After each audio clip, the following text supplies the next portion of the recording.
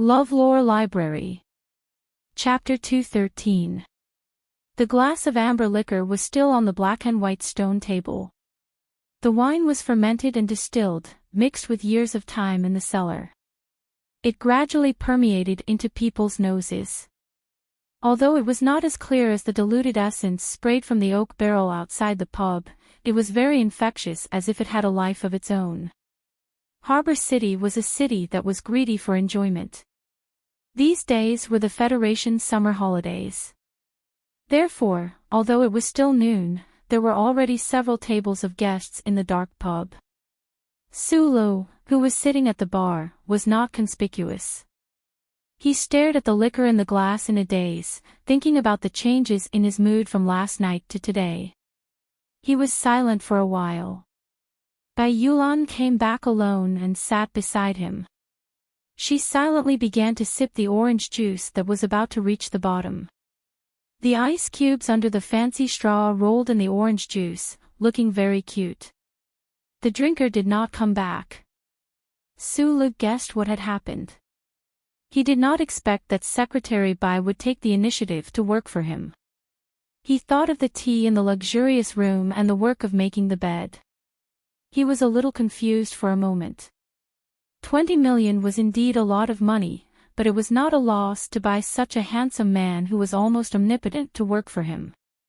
For a moment, he forgot that Li Xiaotong had invested 30 million yuan in him, which was already a very bold and very risky investment. However, he had casually given 20 million yuan to buy Magnolia, which made the hidden meaning behind it even more obvious. Sulu glanced at Bai Magnolia. Bai Magnolia lowered her voice and said slowly, "I don't do anything illegal."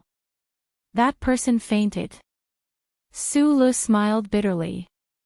It wasn't because of Bai Yulan's decision, but because someone was keeping an eye on him. It meant that the person who planned everything out didn't forget about him just because of Secretary Shin's phone call and the data transfer. This was a very troublesome thing. Even if he could quietly enter the Nutshell Engineering Department later, this matter could not be hidden from many people in the Federation. The straw made a cute gurgling sound. Bai Magnolia smiled and asked the bartender for another glass. Sulu looked at the silent phone beside the glass. The conditions he had proposed to the Tai family were indeed a little too much in the eyes of the average person, and could even be called wishful thinking. However, since he had already decided to help the engineering department develop the MX Mecha as quickly as possible, he had to get some benefits he urgently needed. He was waiting for Secretary Shin's final decision. A Federation military mecha was something he needed, and before tonight, he had to enter the heavily guarded engineering department. The waiting process was a little boring. Sulu tilted his head and looked at Bai Magnolia's delicate features with great interest. He suddenly said, "I remember you said that you like to enjoy life, and that you have a few bottles of Wenjun No. 3 at home." Wenjun brandy was one of the most famous spirits in the Federation. It was produced in Region S3's Ganzhou Hill district, named after the scientist in the 5-man team who liked to drink.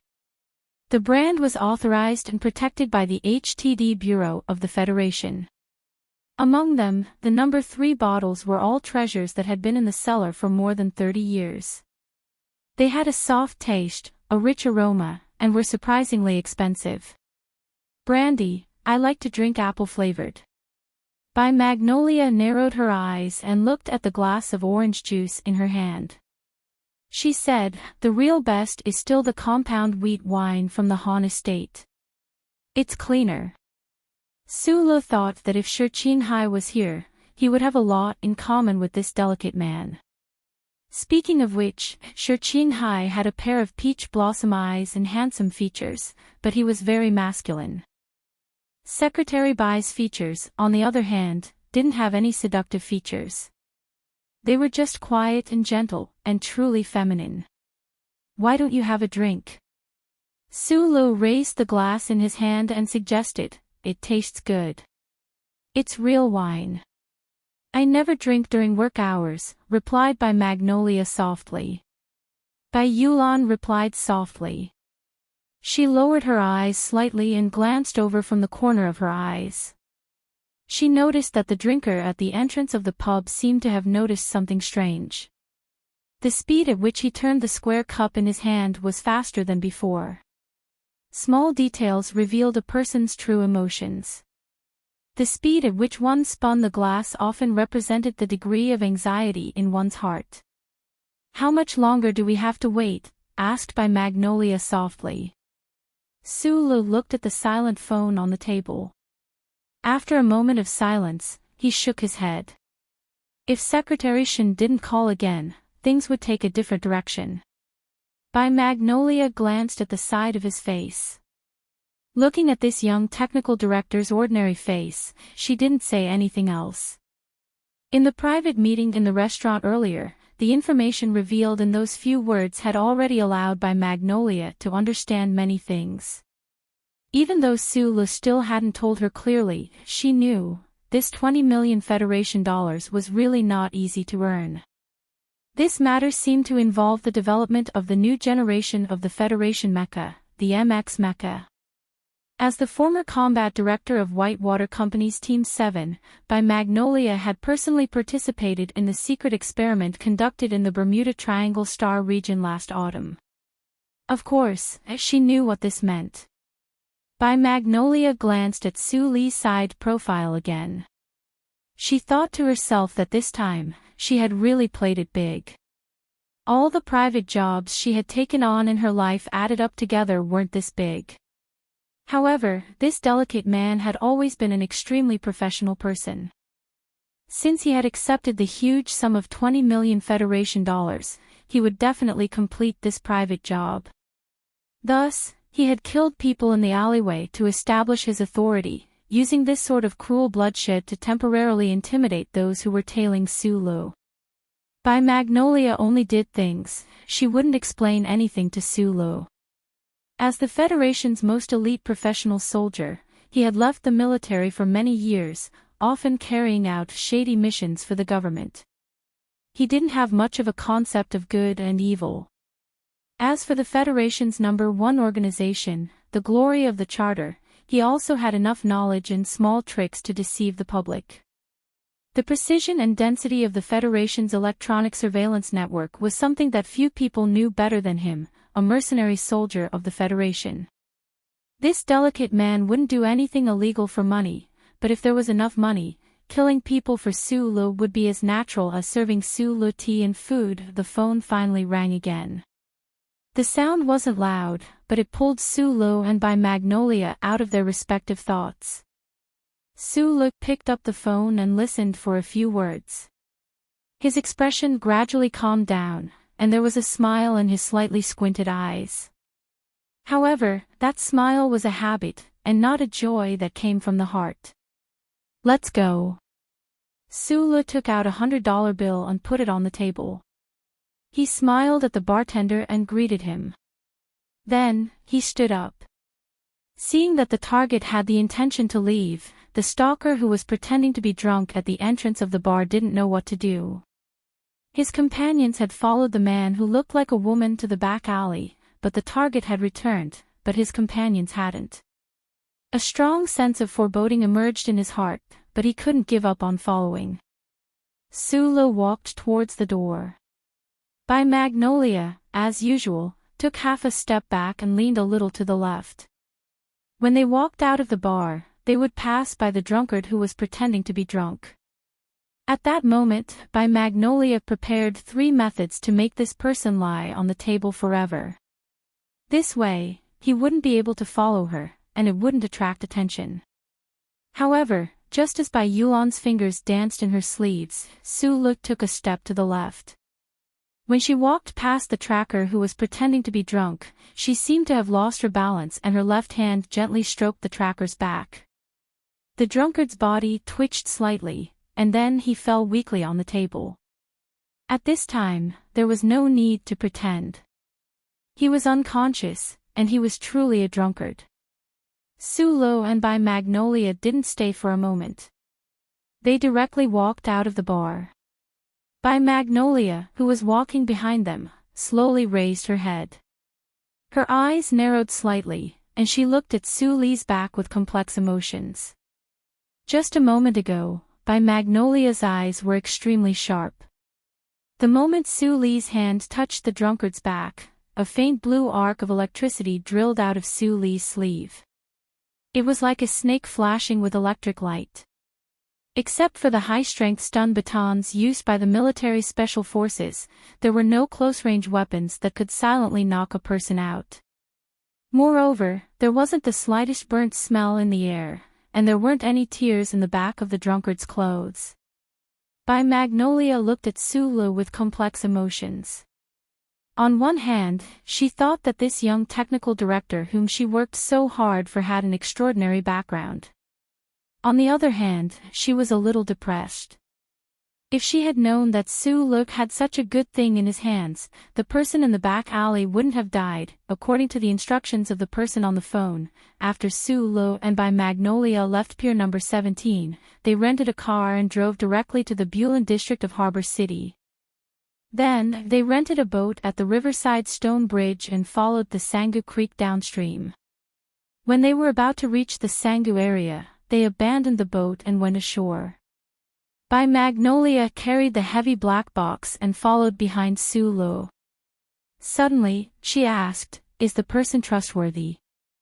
"I know the person on the phone," Su Li replied.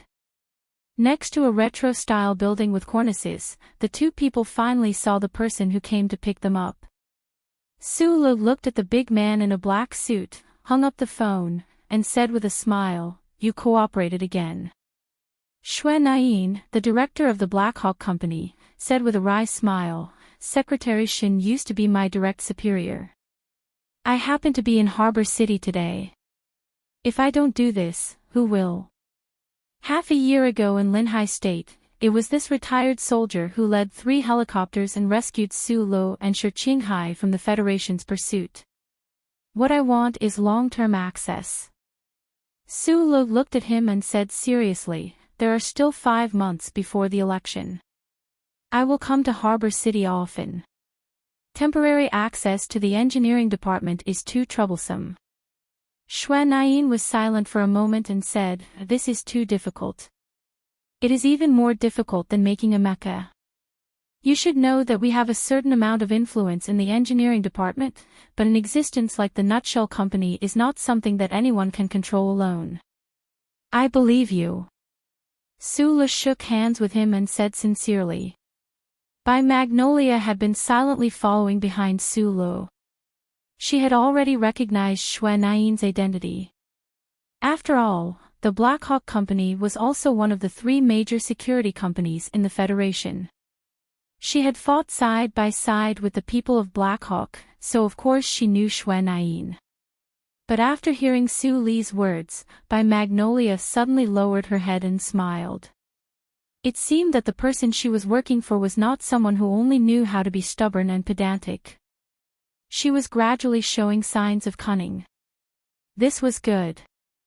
This was not easy to die. Chapter 2:14. Behind every successful man, there would always be a few extremely outstanding secretaries. As the saying went, you go to the sea of flowers, I go to the sea of fire. You go to the Parliament Mountain, I go to the Mountain of Knives. You go to the high and mighty, I will be the scapegoat, I will do the dirty things, I will be the one to pull those stupid fingers, I will be the one to kill those annoying people, and I can't let you know. This was the function of a secretary. Today, Su Li was still 420 light-years away from success, but he already had a secretary by his side called Bai Yulan. She was submissive but extremely useful.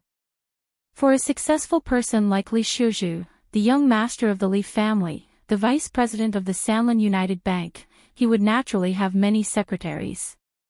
Secretary Liu was the one with the highest rank and the most trusted. Secretary Liu, who was not by Li Shuzhu's side, was an important figure in the Federation's financial world. He was a high-ranking officer in the company and had an enviable life. Today was still the summer holiday.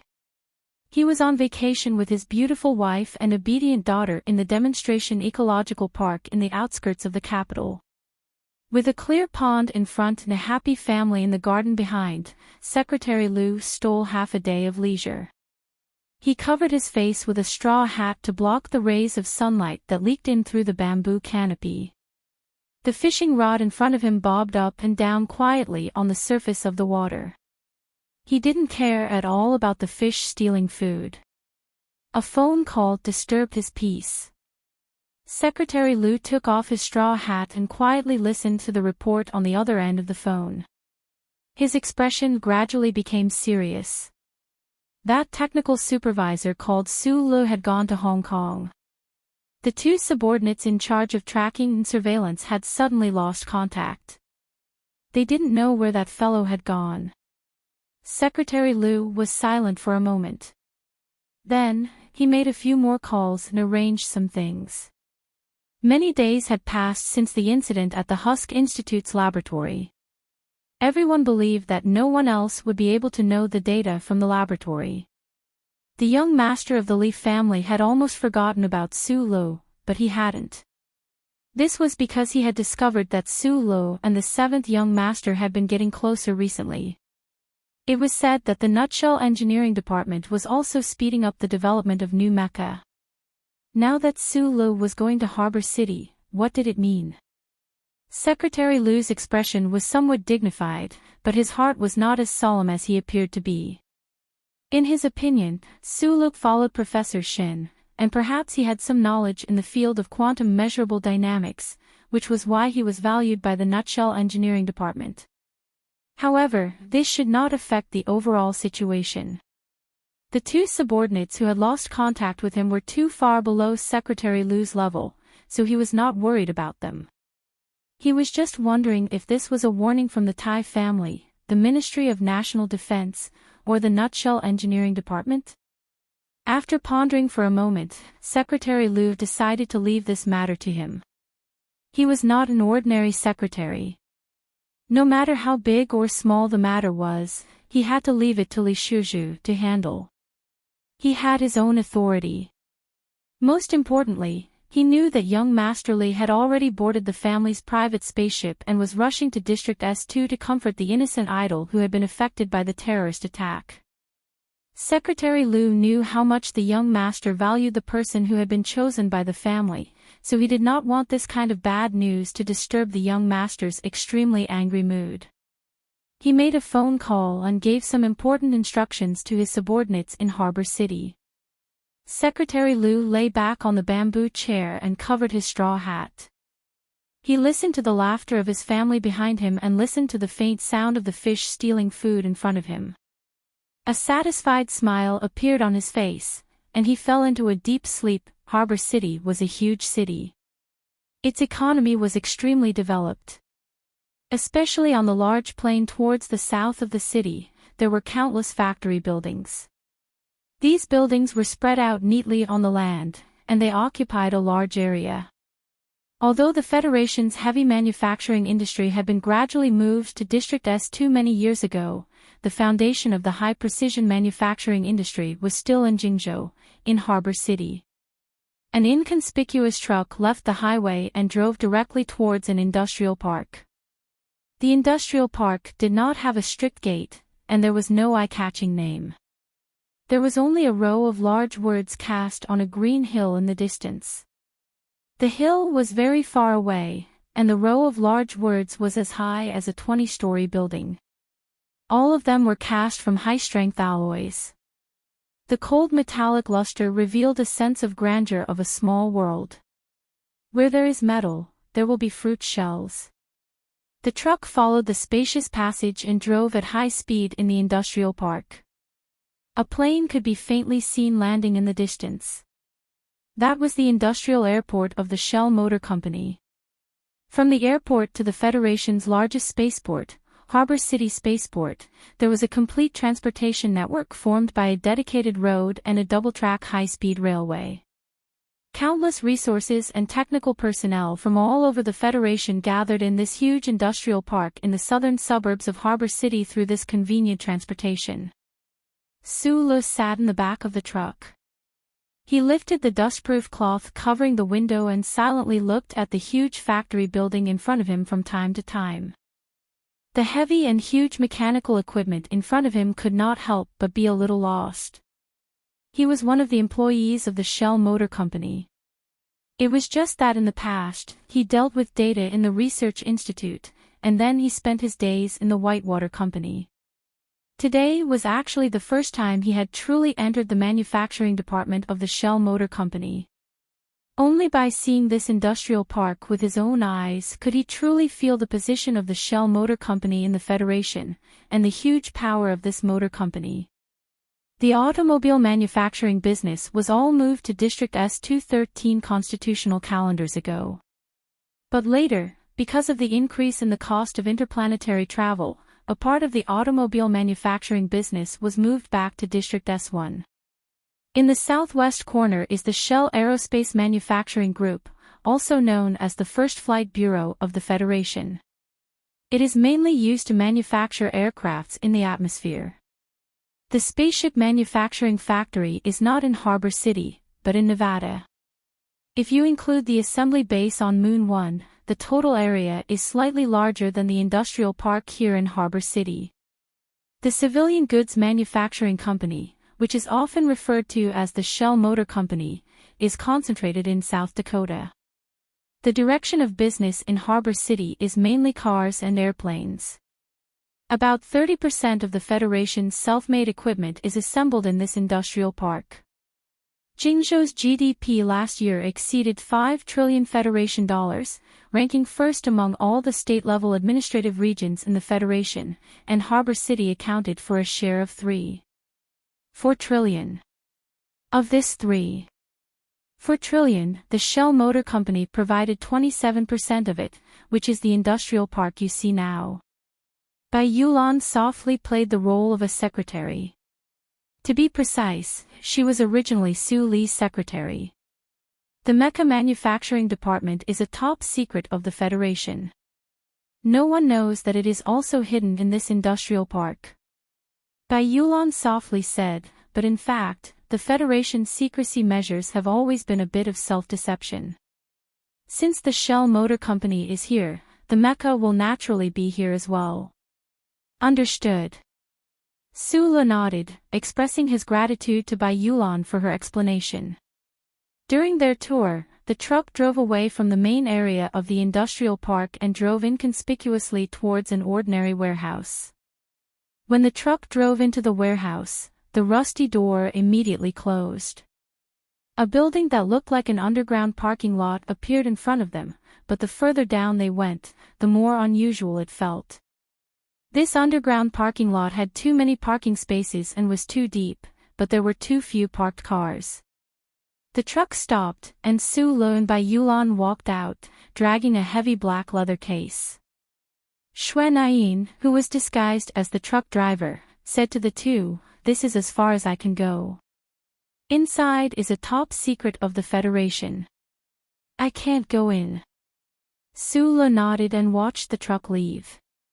Entering the industrial park from the port city and arriving at the periphery of the engineering department seemed simple, but if it weren't for Xue Naiyin's arrangements, he and Bai Yulan would have been stopped in the middle of the industrial park or shot to death by automatic firearms. There was no one in the dark underground parking lot. Su-lo and Bai Yulan were like two tourists who had been dropped off on a desert road. In this empty underground space, they looked lonely and helpless. Right at this moment, the sound of a freight elevator rang out beside them. After the elevator door opened, two people appeared. Su-lo walked in and extended his hand to shake Shou-yu's hand. Then, he noticed the person behind Shou-yu who looked like an official. He looked familiar, but it was fine as long as he wasn't that insincere severed finger, Supervisor Hao. "I'm Jose. We met during the spring recruitment." The freight elevator started to descend at high speed. The official in the elevator silently looked at Su-lo for a long time before he opened his mouth and said, "We haven't seen each other for a few months. I didn't expect that we would meet again under such circumstances." Your authority in the research institute has been stripped. As a third-level technical supervisor of the Whitewater Company, you can't enter the core area of the engineering department. Your request not only violated the internal regulations of the Shell Motor Company, but also violated the laws of the Federation. Sulo recognized this senior supervisor of the Shell Motor Company. During the spring recruitment exam, it was this official who had interviewed him. Although the two didn't say much, Sulo knew that the other party had always been kind to him. Therefore, he didn't mind the tone of the other party, but he didn't want to let the other party continue. I don't want temporary authority. I want long-term authority.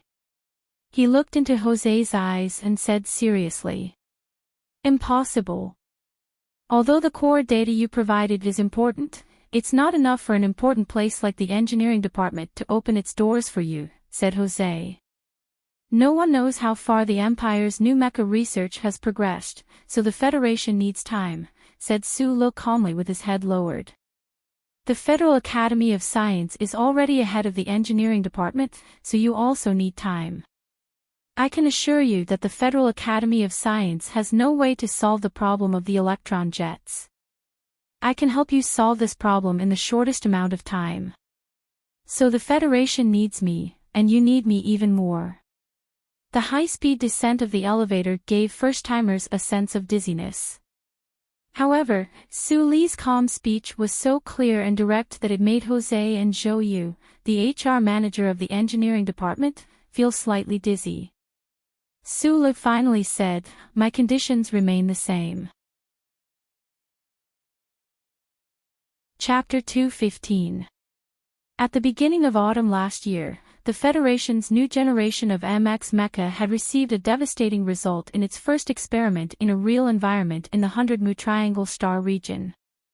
The Federation government, especially the military, was extremely furious at this failure. President Sieg's national security advisor had unceremoniously expressed an unusually strong and angry statement during an unexpected appearance at the Shell Motor Company board meeting. The failure of this experiment had led to many complicated consequences. Su Li's current Whitewater 7th Combat Team had become the scapegoat, and was still in a state of temporary disbandment. Meanwhile, the Nutshell Engineering Department, which had directly led the development of the new MX Mecha, had expended a large amount of the Federation's resources and wealth. They had spent more than 10 years, but in the end, they had failed miserably. Naturally, they had to bear the most pressure. It was precisely because of this reason that the senior manager of the engineering department, Jose, had appeared at the Shell Motor Company's spring recruitment site. The experts within the engineering department were helpless against the interference of the wave field between the twin engines. Under this kind of pressure, Manager Jose could only hope that the students from the 3 major military academies would be like newborn calves, breaking away from the Federation's traditional thinking patterns and giving himself, the Nutshell Engineering Department, and the Federation a surprise. The questions for the spring recruitment exam were all proposed by the experts of the engineering department, especially the last major question, which involved the electronic jets of the battleship's main cannons. In reality, it was precisely because the engineering department had already discovered that the fatal problem of the MX Mecha was the electronic jets in its revolutionary twin-engine design.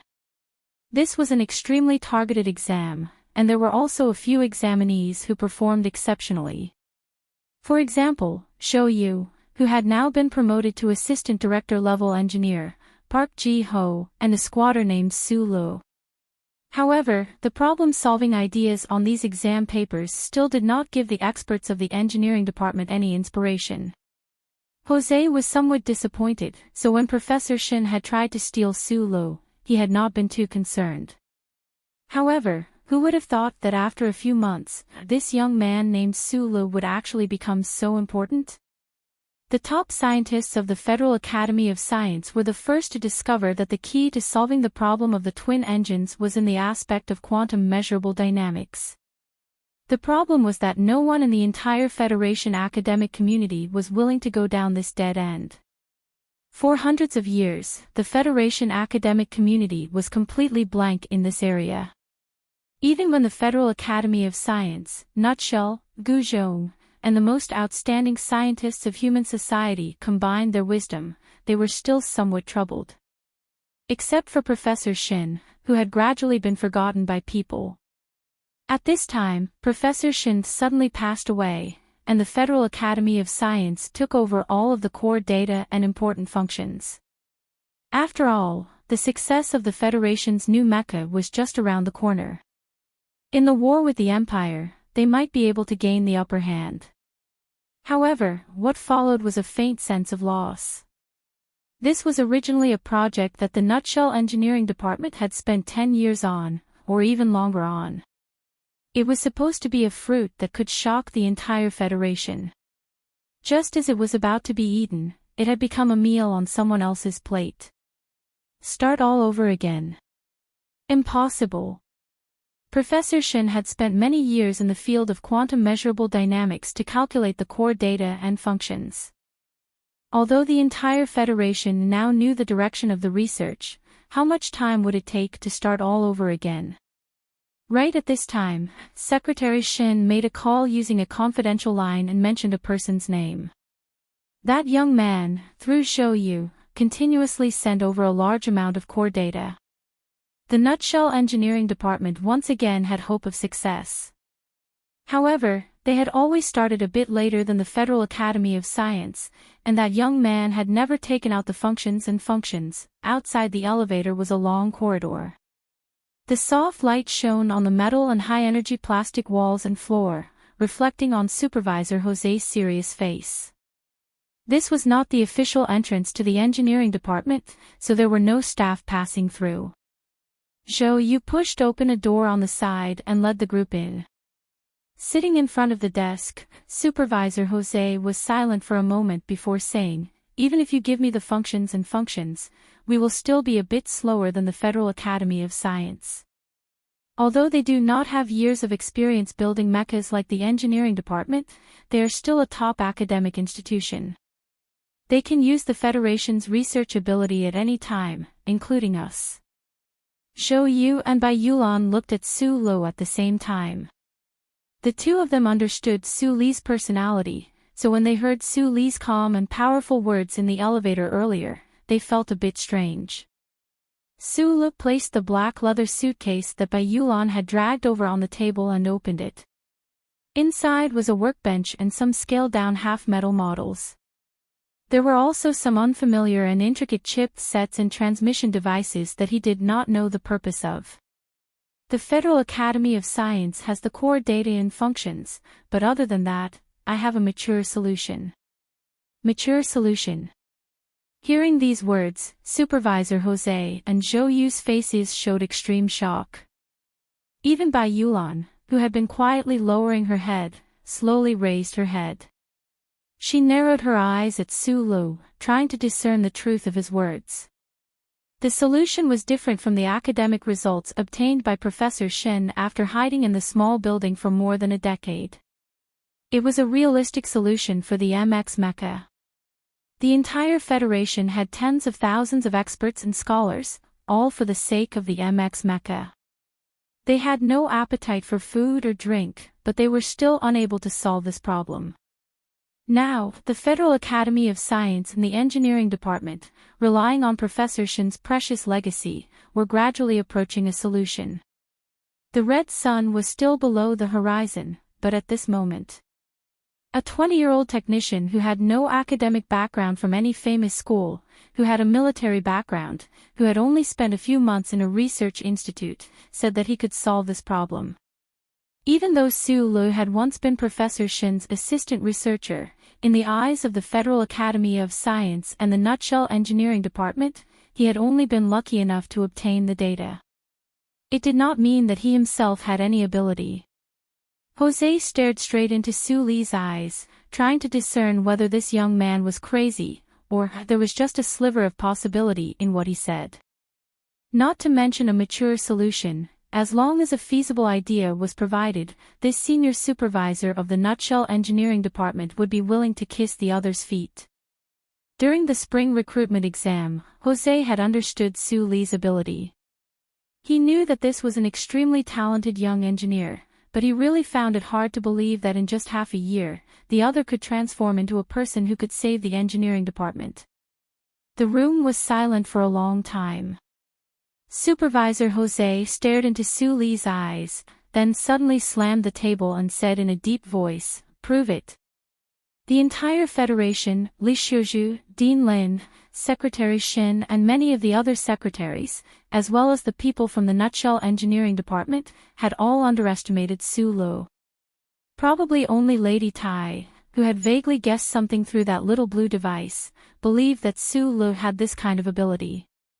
No one knew that before Professor Shin had died, he had already begun to attempt to solve the problem of the MX Mecha's twin-engine electron jets with the little kid Su Lu.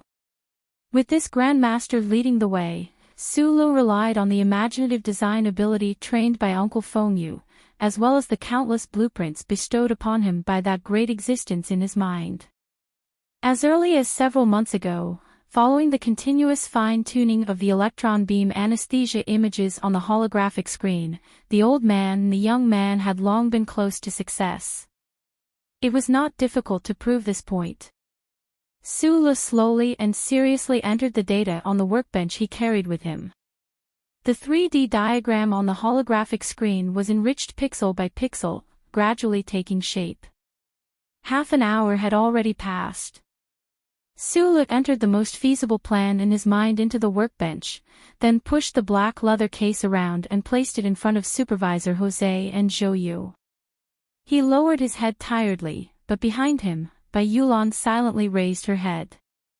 Bai Yulan was not very familiar with these cutting-edge technological achievements of the Federation, so she only stared at Supervisor Jose and Zhou Yu's expressions.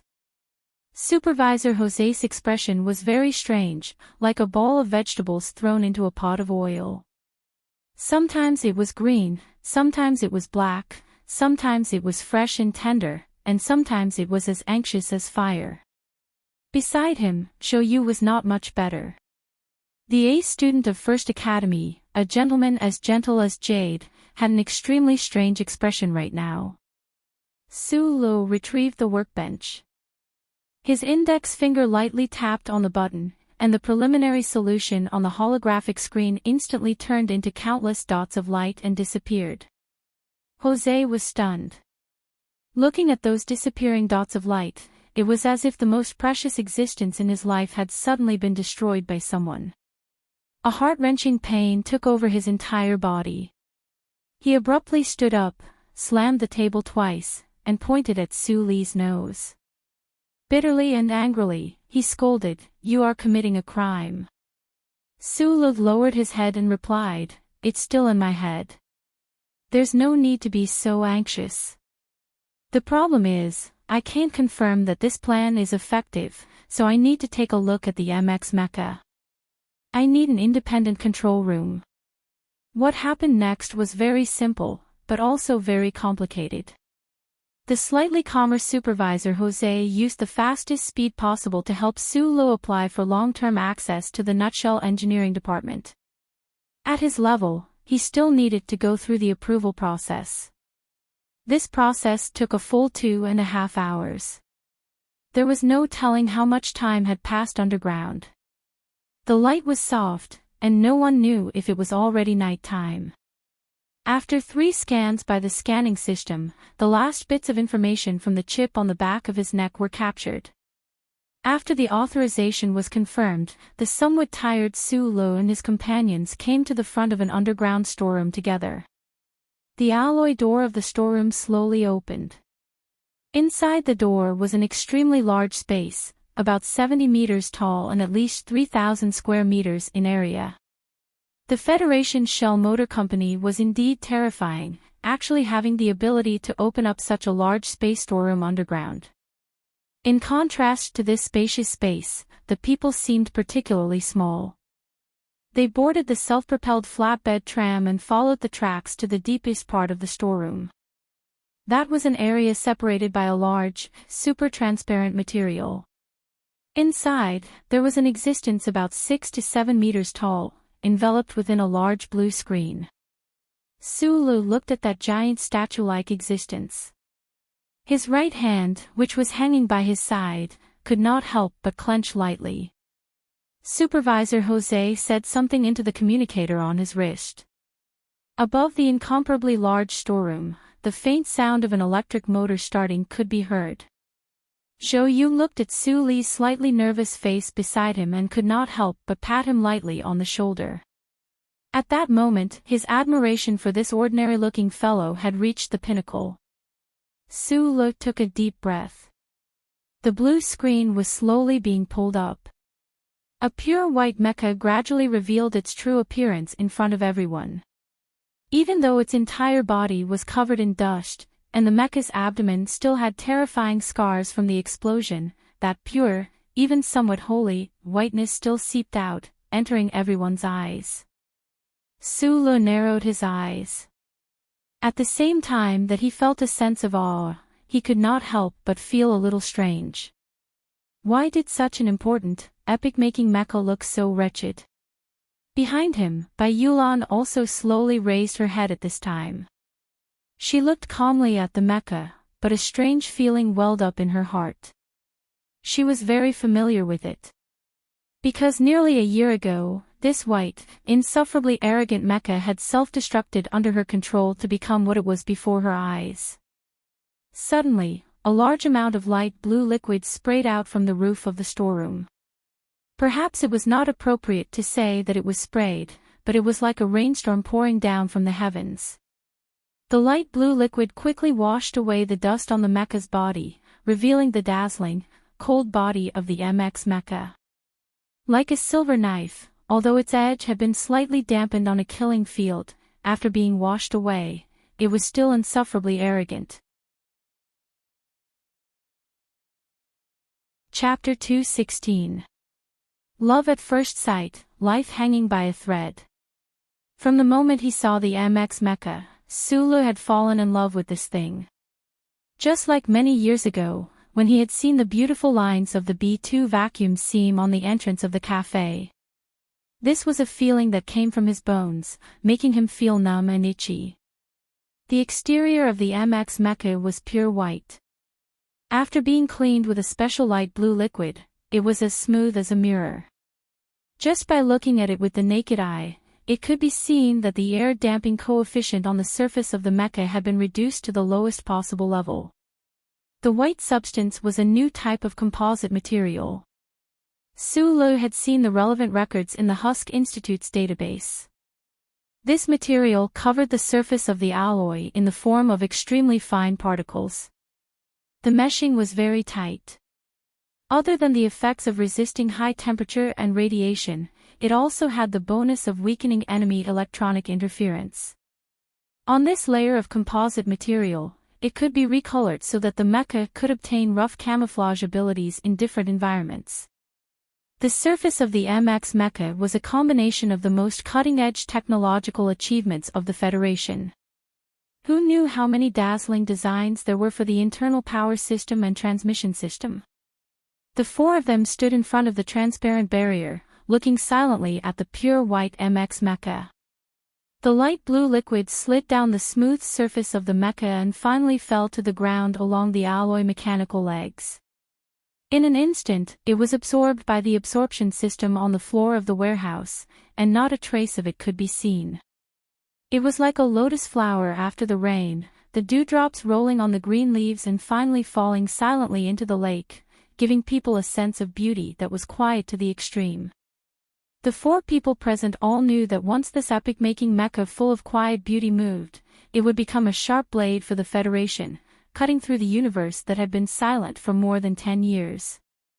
The revolutionary dual-engine design, the powerful power output, the support of speed increased by an order of magnitude.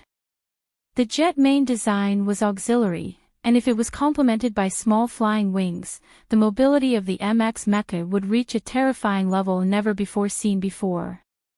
One nail can cause the destruction of an army. Manager Jose looked up at the MX mecha with a gentle gaze and said slowly, "One MX can change the situation of the entire universe." Su Li reluctantly retracted his gaze from the attractive surface of the mecha and glanced at Supervisor Jose. He knew that the previous sentence was a fable from the early days of the Federation. A small, insignificant detail could have far-reaching consequences that no one could have predicted. An epic-making new mecha, in terms of military strategy, was not enough to change the balance between the Federation and the Empire. Even if the Federation were to rush production and equip the MX mecha to the 4 major military regions, it did not seem to be much of a problem. However, ever since the God of War, Lees of Philadelphia, piloted an M37 mecha and assassinated His Majesty the Emperor of the Empire many years ago, the federal military's worship of mechas had reached an unprecedented level. This was not just a kind of emotional fanaticism, but because those military strategists in charge of strategic planning had suddenly discovered that as the photon energy weapons of warships gradually lost their usefulness, strategic battles on the planet and on land had to rely heavily on the fatal consequences of special operations to a large extent. This entire set of tactics was known as low-limit assault warfare. Although it was not a proper strategic advance, if it could achieve the objective of the battle, it could bring great benefits to the Federation. Unfortunately, in the entire Federation, only the God of War, Lees of Philadelphia, had the ability to carry out such a terrifying mission. Thus, the Federation could only put in effort in the performance of the mecha itself. Meanwhile, the new MX mecha before everyone's eyes could use its super strong performance to help the federal military's special mecha warriors form a terrifying combat strength. It was not even limited to special operations, but could be thrown into the open battlefield. It was precisely because of this that the entire Federation had been so enraged and shaken by the failure last autumn, and why both the Academy of Science and the Engineering Department were so anxious now. Sulu understood this. Narrowing his eyes, he looked at the solemn beauty of the white MX mecha. An image naturally appeared in his mind, a special operations team formed by 30 MX mecha, successfully breaking through the Empire's electronic surveillance network like a sharp blade, heading straight for the enemy's headquarters. However, the image in his mind quickly changed to that of a lone MX mecha. In the spacious charter square of the Federation capital, in the eyes of countless people, it had turned into a stream of light. Like a knife, it had broken through the defensive perimeter of the Federation military and police, the tip of the knife pointing directly at a white-haired politician. He did not know why this image had suddenly appeared in his mind. "Fix this knife, and the entire Federation will be grateful to you." Jose glanced at Sulu with a complicated expression, and then patted his shoulder lightly. Sulu entered the Nutshell Engineering Department to help redesign the Z4 electronic jet. All of this was carried out under absolute secrecy. In order to maintain secrecy, although the Nutshell Engineering Department had secretly granted Sulu long-term access, of the 14 MX mecha prototypes, they could only provide him with the one that had exploded in the Bermuda Triangle star region. At the same time, Jose had given Sulu a spare top-secret workshop for him to use, and it was precisely this large warehouse they were currently in. The transparent barrier had already been removed. Sulu connected his black leather case to the central control computer in the warehouse, and then began his own work on the workbench. He did not lament about anything, nor did he waste any time, immediately starting work. Behind the large metal wall, a bracket held the white MX mecha's large body in place, and 3 large automatic maintenance robotic arms reached out from behind the wall. Due to the explosion of the twin engines, the power output of this half-abandoned prototype was completely dependent on the high-voltage power source behind the wall. Bei Yulan stood silently behind Sulu the entire time. Occasionally, she would lower her head to glance at the complicated blueprints and command inputs on the screen of the workbench. Occasionally, she would raise her head to watch that MX mecha perform some very rigid movements under the command of the data commands. The external controls needed to avoid the central control chip set of the mecha, and the data commands needed to be matched, so the MX mecha's movements were clearly not smooth. This was only the initial stage of testing.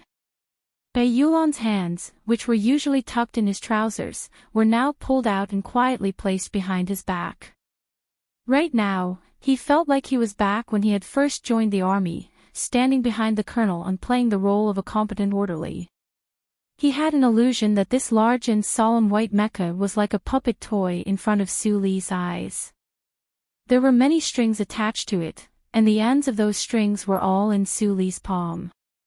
As long as Su Li was willing, he could bring this white mecha to life at any time. After who knew how long. A loud mechanical sound rang out. In the corner of the spacious warehouse, a semi-sealed passageway opened up. The automatic assembly line began to move, and the mechanical arms began to assemble themselves. An automatic equipment control room for the design of electronic jets began to take shape. After lowering his head for a long time, Su Li finally raised his head. After this period of testing and research, he finally had a rough understanding of the internal structure of the MX mecha. In the past, when he was in the research lab, he had been amazed by the beautiful design of the twin engines. Today, in the internal computer of the engineering department, he saw even more of the MX mecha's marvelous design and genius structure. His heart was once again shaken. He left the workbench and walked to the bottom of the MX mecha.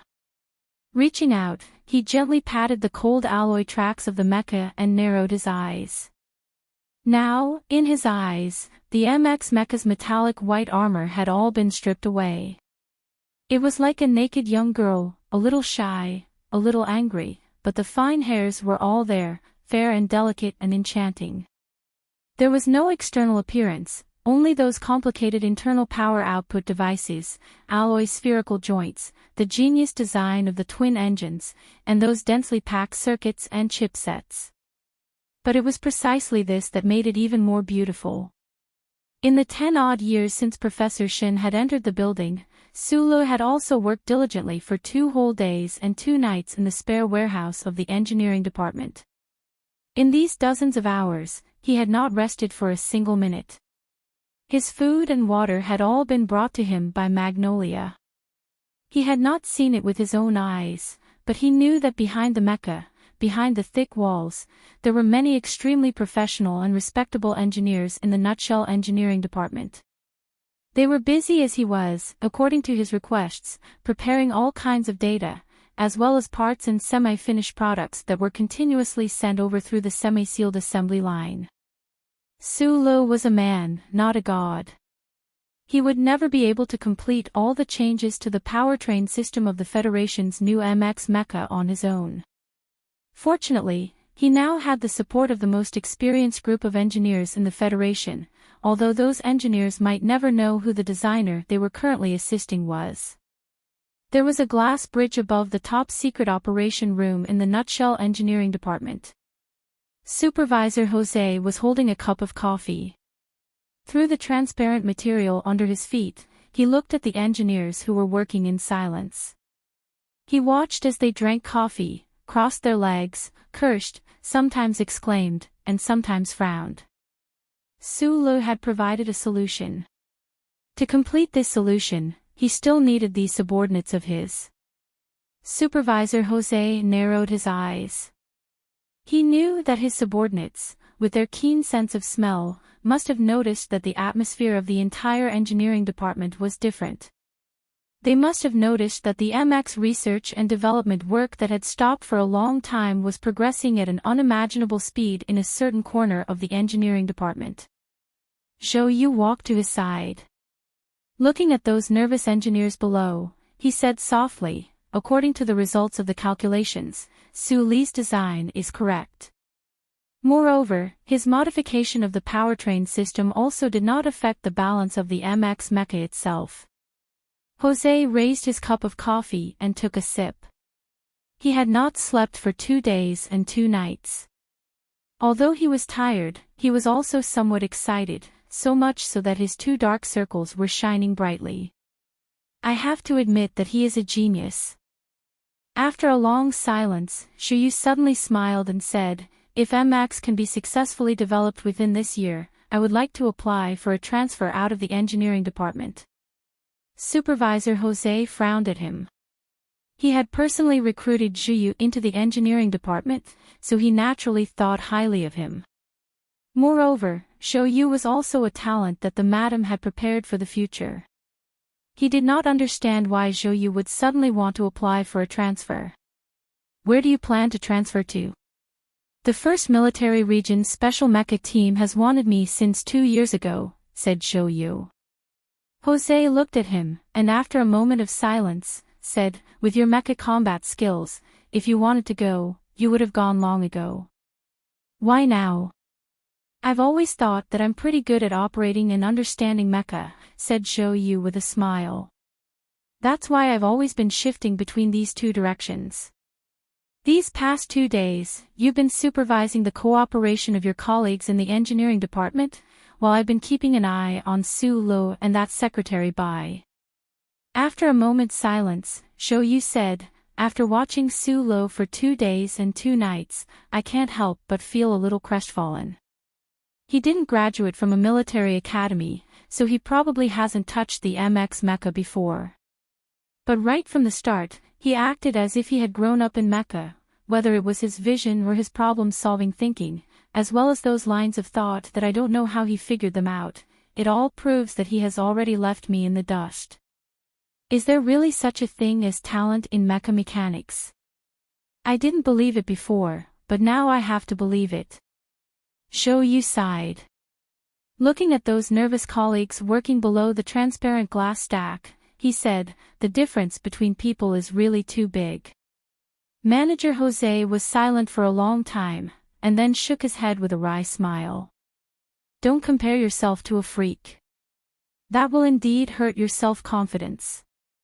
Bearing the task of developing the Federation's new mecha while also competing with those old fellows from the Federal Academy of Science for time, these top engineers in the Nutshell Engineering Department naturally did not have any summer holidays. However, it was inevitable that they would feel a little unhappy.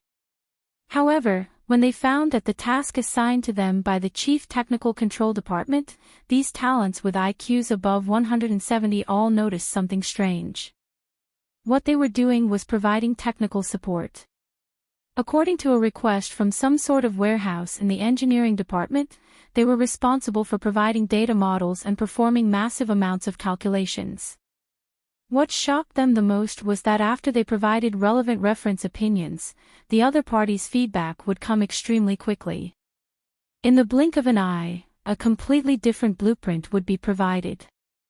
The engineers were all stunned. They thought that even those arrogant fellows in the Husk Institute would not be able to make such a correct response in such a short amount of time. For a moment, they actually felt a faint sense of admiration for that mysterious engineering participant. Of course, they did not know that in the empty warehouse not far away, there was only a lonely young technician working hard. Otherwise, they would definitely be like Jose and Zhuyu, seeing the other party as a freak. Zhuyu leaned forward on the handrail of the transparent glass stack. Looking at the busy engineering department, he thought about the lonely figure in the empty warehouse not far away. His expression was a little complicated. He sighed and said, I have a very childish, naive, and impulsive idea. Is it possible to give that kid a hammer and add a few tons of scrap metal? He can also build a mecha. Chapter 217. To be able to use a rusty hammer to smash dozens of tons of scrap metal and create a shiny mecha with rainbow clouds floating on top of it, this kind of person was the creator, not Su Lo. Su Lo had also swung the peace axe in the Nutshell laboratory.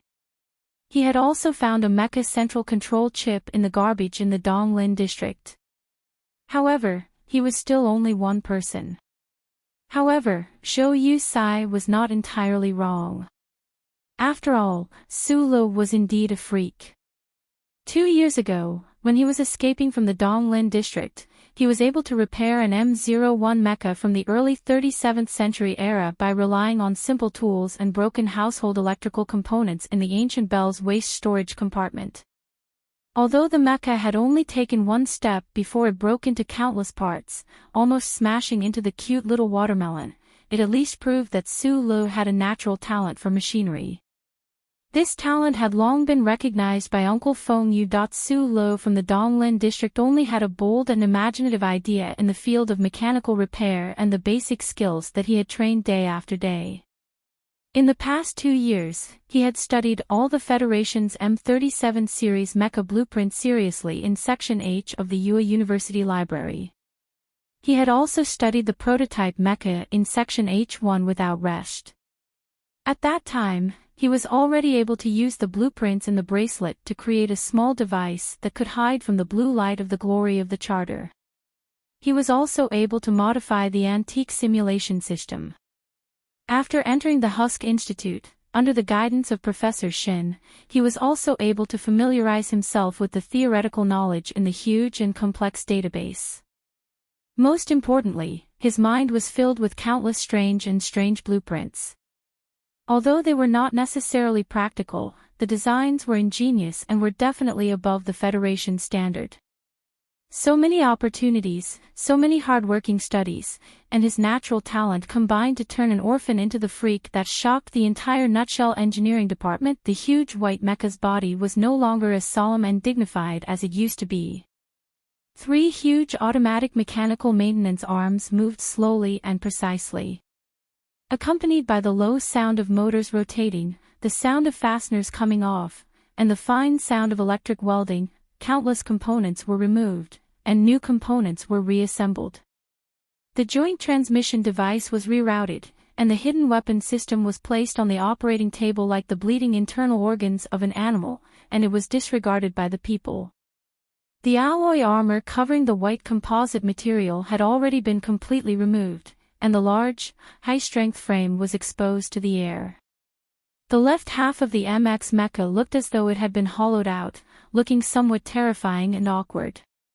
The entire MX mecha was now like a giant zombie emperor from the legends, wearing tattered clothes and carrying a heavy, rusty hammer. It seemed as though flesh and blood would fall with every step it took. Su Lu raised his head and looked away from the rapidly flashing instructions on the workbench, as well as the technical data sent back by the Nutshell Engineering Department.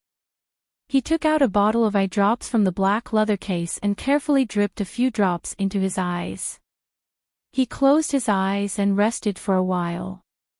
He quickly walked to the front of the operating table and looked up at the MX mecha that had been disassembled by the mechanical arms he controlled.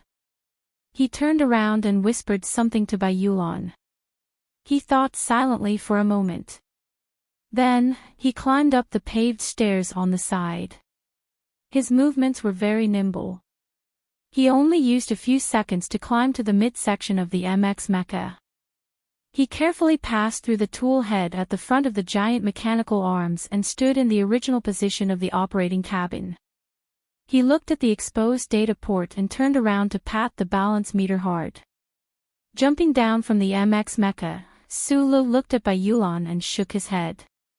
Then, he walked back to the work table. Repairing mecha was actually no different from repairing home appliances. This was what Uncle Feng Yu had once said. It was difficult to maintain the humidity and temperature in this backup operating room.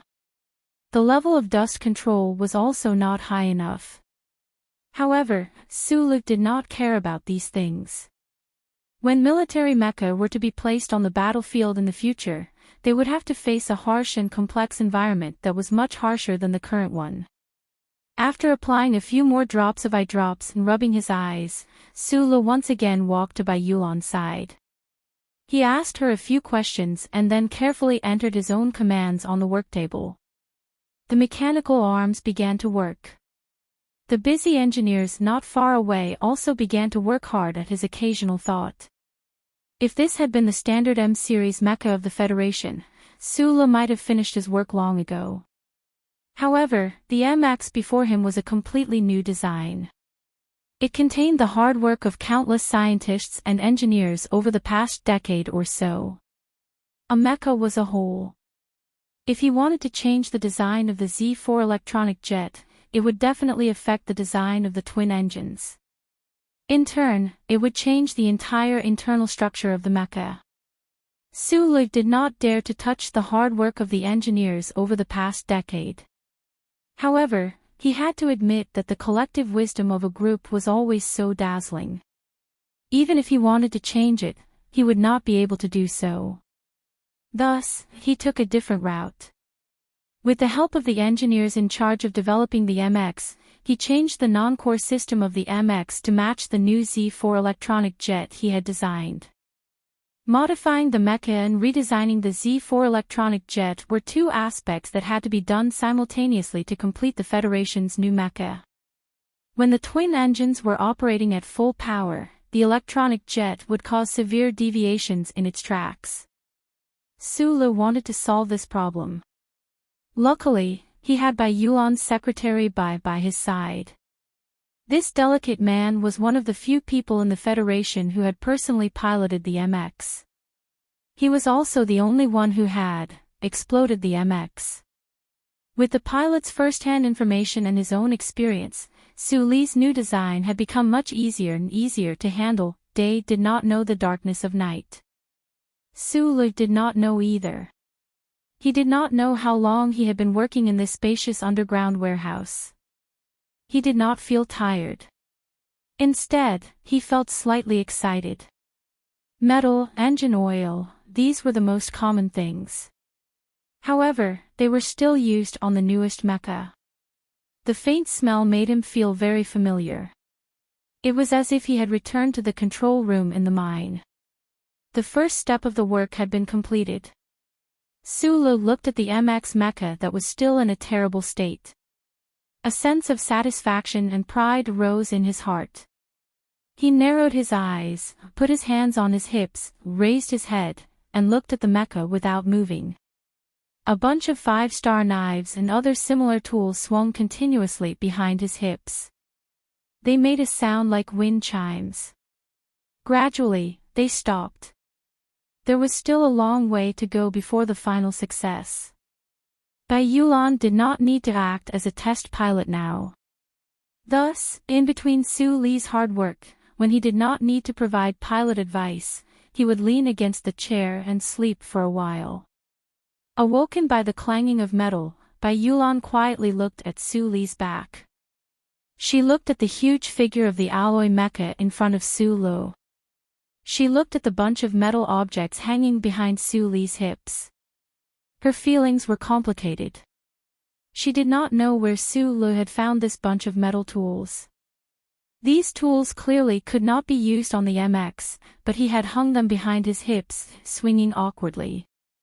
Su Lu put his hands on his hips and tilted his head back as much as he could. He was like a little boy who had just woken up.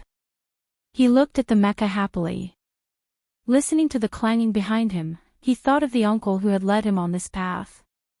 You can at least stay and help Su Lu test the mecha. He may be a freak in the field of mecha mechanics, but at least in the field of mecha piloting, not many people can beat you. On the glass bridge, Supervisor Jose comforted Zhou Yu. Zhou Yu laughed bitterly and said, "The delicate man Su Lu brought along is called Bai Yulan. He was the original battle supervisor of Whitewater Company's Team 7. The scrapped MX they are currently modifying was scrapped by him." Jose was slightly taken aback but did not say anything more. A pilot who could be selected by the federal military to carry out the Bermuda MX experiment mission was undoubtedly extremely outstanding. Since Su Lu had brought Bai Yulan along and helped him get temporary authority, it was naturally to prepare for the test in the future. The two of them left the engineering department and came to that spacious storeroom. Even though he had mentally prepared himself, when he saw the MX mecha that had been dismantled to pieces, Supervisor Jose could not help but feel a pang of heartache, even though he knew that his heartache was very unjustified. "You're a freak," Jose said to Su Lu with a smile, "and in the future, the entire Federation will know this." Su Lu smiled and did not refute this assessment. He said, "The first step of the work has been completed. I will probably be leaving Hong Kong soon. Are you not going to stay? If you're worried about the other side, I have many ways to transfer you to the engineering department through proper channels." Supervisor Jose looked at him sternly. They were both from the Shell Motor Company, so even the CEO of Whitewater had to respect his authority as the HR supervisor of the engineering department. What he did not understand was why Sulu wanted to leave when the MX modification work was already underway. The modification plan still needs to be continuously revised. The main technical design and calculation work will still be done by the colleagues in the engineering department. Sulu replied, "During this period of time, there is no use for me to stay here. If there are any problems, sure you can contact me directly." Jose understood that what he said made sense. Today's task was only the preliminary design. To perfect this work, hundreds of engineers in the engineering department would still need to work around the clock. During this period of time, it did not matter whether Sulu was here or not. But subconsciously, Jose did not want to let Sulu leave. He only looked at this young man's calm but determined expression, so he did not say anything. Bai Yulan frowned slightly. She guessed that Sulu was probably stalling for time, but why was he stalling? Supervisor Jose did not notice anything unusual, but he felt it. Sulu glanced at him. If the Nutshell Engineering Department was the first to successfully develop the MX mecha, it would undoubtedly be a harsh slap to the faces of the bunch of old men at the Federation's Academy of Sciences. The Nutshell Mobility Company, which had been sullen for almost a year, would definitely be able to hold their heads up high. The person who created the MX mecha would be involved in the presidential election. The contrast between the influence of Senator Pobre's side and that of Senator Ross Macklin's side would cause the Federal Academy of Science to be pushed back, breaking the secret agreement between the two sides. That dean surnamed Lin would probably not stand up to support Macklin's side in spite of his anger. But to Sulu, this kind of ending was far from enough. He treated this world kindly, but if anyone in the Federation crossed his bottom line, he would hold a grudge. For example, Macklin and Dean Lin were both his targets. Although they were high up and extremely far away from him, he believed in the power of technology. When the Federal Academy of Science successfully developed the MX mecha according to the core data and functional formulas in the laboratory and announced it to the public, Sulu really wanted to see how embarrassed Professor Shin, who had relied on plagiarism and trickery to stand at the top of the Federation's academic circle, would be. Sulu did not tell anyone about the tampering with the data in the laboratory. He felt that Bai Yulan had guessed something, but he did not explain. He only raised the wine glass in his hand and said, "I'm still not used to this kind of situation." They were currently at the Ivy Club in the Peninsula Hotel's annex building, in the middle of a semi-formal cocktail party. The soft and almost inaudible music, the large tasseled curtains by the floor-to-ceiling windows, the exquisite delicacies on the straight tables that had lost their original flavor, and the elegant smiles of the upper class wearing formal wear made Sulu and Bai Yulan, who were both orphans, feel uncomfortable. Secretary Bai loved money and enjoyment, but he definitely did not think that this sort of cocktail party was a form of enjoyment. He calmly stood one step behind Sulu and said softly, "If they knew how important you are to the Nutshell mecha, they would definitely throw themselves at you." It was unknown which important figure had organized this cocktail party, but Supervisor Jose had brought Sulu and Bai Yulan here. After a round of introductions, Jose and Zhou Yu had been pulled away, so naturally, no one would notice Sulu and Bai Yulan in the corner. In order to cover up the real purpose of Su Li's visit to Hong Kong, Jose had brought him to this kind of social event to show that the Nutshell Mecha Engineering Department valued him. People would naturally notice this. On top of the truth, there was a layer of truth, and people would often treat the layer of truth as a lie. Supervisor Jose's understanding of people's hearts had indeed reached a very admirable level. "Today, you have talked to me more." Sulu looked at Bai Yulan with a smile. "Your mood is also much better than the other day." Bai Yulan slightly lowered her eyes and replied in a subordinate's tone, "I believe that if I follow you, there will be money to be made, so I naturally have to be more sincere." Su Li's surroundings were quiet, but Supervisor Jose and Zhou Yu, who were at the center of the party, were surrounded by a lot of people. The identity of the supervisor of the Shell Motor Corporation Engineering Department was enough to allow Jose to face any important figure in the Federation. And those guests also knew Zhou Yu's background. Although his family was poor, he was a top student from a college, and was highly valued by the Nutshell Mecha Engineering Department. His future was limitless.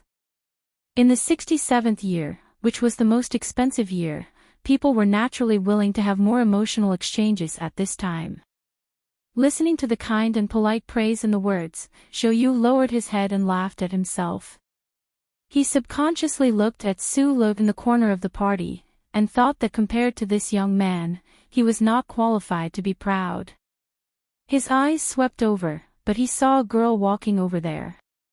He could not help but feel a little surprised. Slightly nervous, Nan Xiangmei, whose beautiful undignified face was a little rosy, walked in front of Su Lo in small steps. Su Lo looked at her thick black hair that was slightly curled at the end. He could not help but be a little surprised, and immediately said with a sincere smile, "Hello. I am 500 votes away from Old Duan, but Tudo is only a little more than 100 votes away from me. It's exploding. Why is the situation even more tense? I am ashamed. I will send another 2,000 words later. What am I trying so hard for? It's the monthly votes in your hand. If you vote tomorrow and vote at the end of the month, why don't you vote now? Jia, Nan Xiangmei." Chapter 218. The Summer Fire Festival was also known as the July Fire Festival. According to ancient customs, passionate men and women would confide in each other during these passionate nights. This custom gradually faded in the history of the Federation, but it was still maintained in some states of the S3 region. After seeing off her good friend Miao Miao at the spaceport, Nan Xiangmei felt a little sad about the separation. In order to calm her emotions, she toured the city for several days. She also stayed at the Peninsula Hotel, but because Su Lo was hiding under the Shell Motor Company these days, the two naturally couldn't see each other. Nan Xiangmei didn't want to attend this banquet because her family had always been low-key. Unlike the Tai family, who judged the situation and kept a low profile, Nan Xiangmei's family had always been strict and rarely allowed their children to appear in public. But this time, for some reason, her father called her and told her to attend this banquet, but didn't explain the reason. Nan Xiangmei's character was like her dignified and beautiful facial features. She followed the rules, was quiet and peaceful, and naturally wouldn't go against her father's wishes. So she came to the banquet and attracted a lot of attention. Her own eyes were attracted by Su Lo. Su Lo was definitely not handsome, but his small eyes and the sincere smile that often hung on his face were somewhat attractive. But for some reason, after that night on the high-speed train, Nan Xiangmei still remembered this boy whose name she didn't even know. That amazing person from the Lin family told her on the train that her marriage with Do Hai was terminated. Nan Xiangmei couldn't help but feel relaxed. For the first time in her life, she seemed to be able to arrange her own life. Her heart that was restrained by a strict family actually yearned for the romance that young girls love. Perhaps it was because of the July wildfire, or perhaps it was because when she was qualified to seek romance, Su Lo happened to sit beside her and even gave her a hand. So for no reason, Nan Xiangmei had a deep impression of this man with small eyes. Originally, she thought that there was no possibility of seeing him again after they parted, so she was a little lost. But tonight, they met again at the banquet. Is this called fate? Nan Xiangmei thought nervously, and then suddenly appeared in front of Su Lo. She lowered her head slightly and replied softly, "Hello." Then she looked up and asked seriously, "May I know your name?" Nan Xiangmei was a typical two-eyed beauty. Her face was not very eye-catching, and she was not as cool as Zhou Yu. However, her dignified and beautiful eyebrows and her thick black hair made people feel very comfortable. Su Lu, who had lived under the same roof as the daughter of the Zhou family for so many days, naturally had a strong resistance to beautiful women. However, he had to admit that the girl in front of him was really outstanding. After hearing this brave question, he was stunned and lowered his head and said, "My name is Su Lu." Su Lu wondered if Park Ji-ho's widow had said her name while crying. Su Lu thought to himself with mixed feelings. Nan Xiangmei slightly tilted her head and frowned in confusion. She felt that the name was familiar, but she couldn't remember where she had heard it. At this time, Bai Yulan had already retreated to a distance. As his secretary, she thought that Su Lu would like her presence in this kind of situation. After Su Lu and Nan Xiangmei exchanged names, they suddenly didn't know what to say. After a somewhat awkward silence, Nan Xiangmei plucked up her courage and said seriously, "Mr. Su, where do you work?" This very formal tone made Su Lu stunned. He was not used to it, so he scratched his head and laughed. Nan Xiangmei couldn't help but cover her mouth and laugh. Her family was so strict that it was even a little rigid. There were not many opportunities for her to talk casually with the opposite sex except for Do Hai. She didn't expect that the person in front of her named Su Lu would have the same stiff reaction as her. Just as Su Lu was about to answer, suddenly there was a sound of footsteps. A figure directly walked past him and rudely bumped into his shoulder. Then, with a few people who looked like attendants, they rudely stood between him and Nan Xiangmei. That person smiled and said something to Nan Xiangmei, then turned around and looked at Su Lu indifferently. The person who came was a young man. He was wearing a light blue suit made of light linen and excellent tailoring. It gave the casual summer style of a formal suit. It was particularly suitable for him to appear in this high-class banquet. Even the somewhat frivolous light blue suit didn't cause any discomfort at this moment. Do Hai.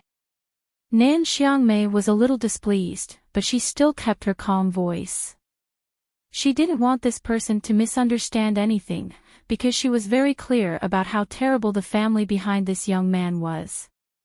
Although they were in a banquet, the cultivation of an aristocratic family wouldn't let him do anything immediately, but if Su Lu didn't have enough vigilance and really offended this person, she would feel very guilty.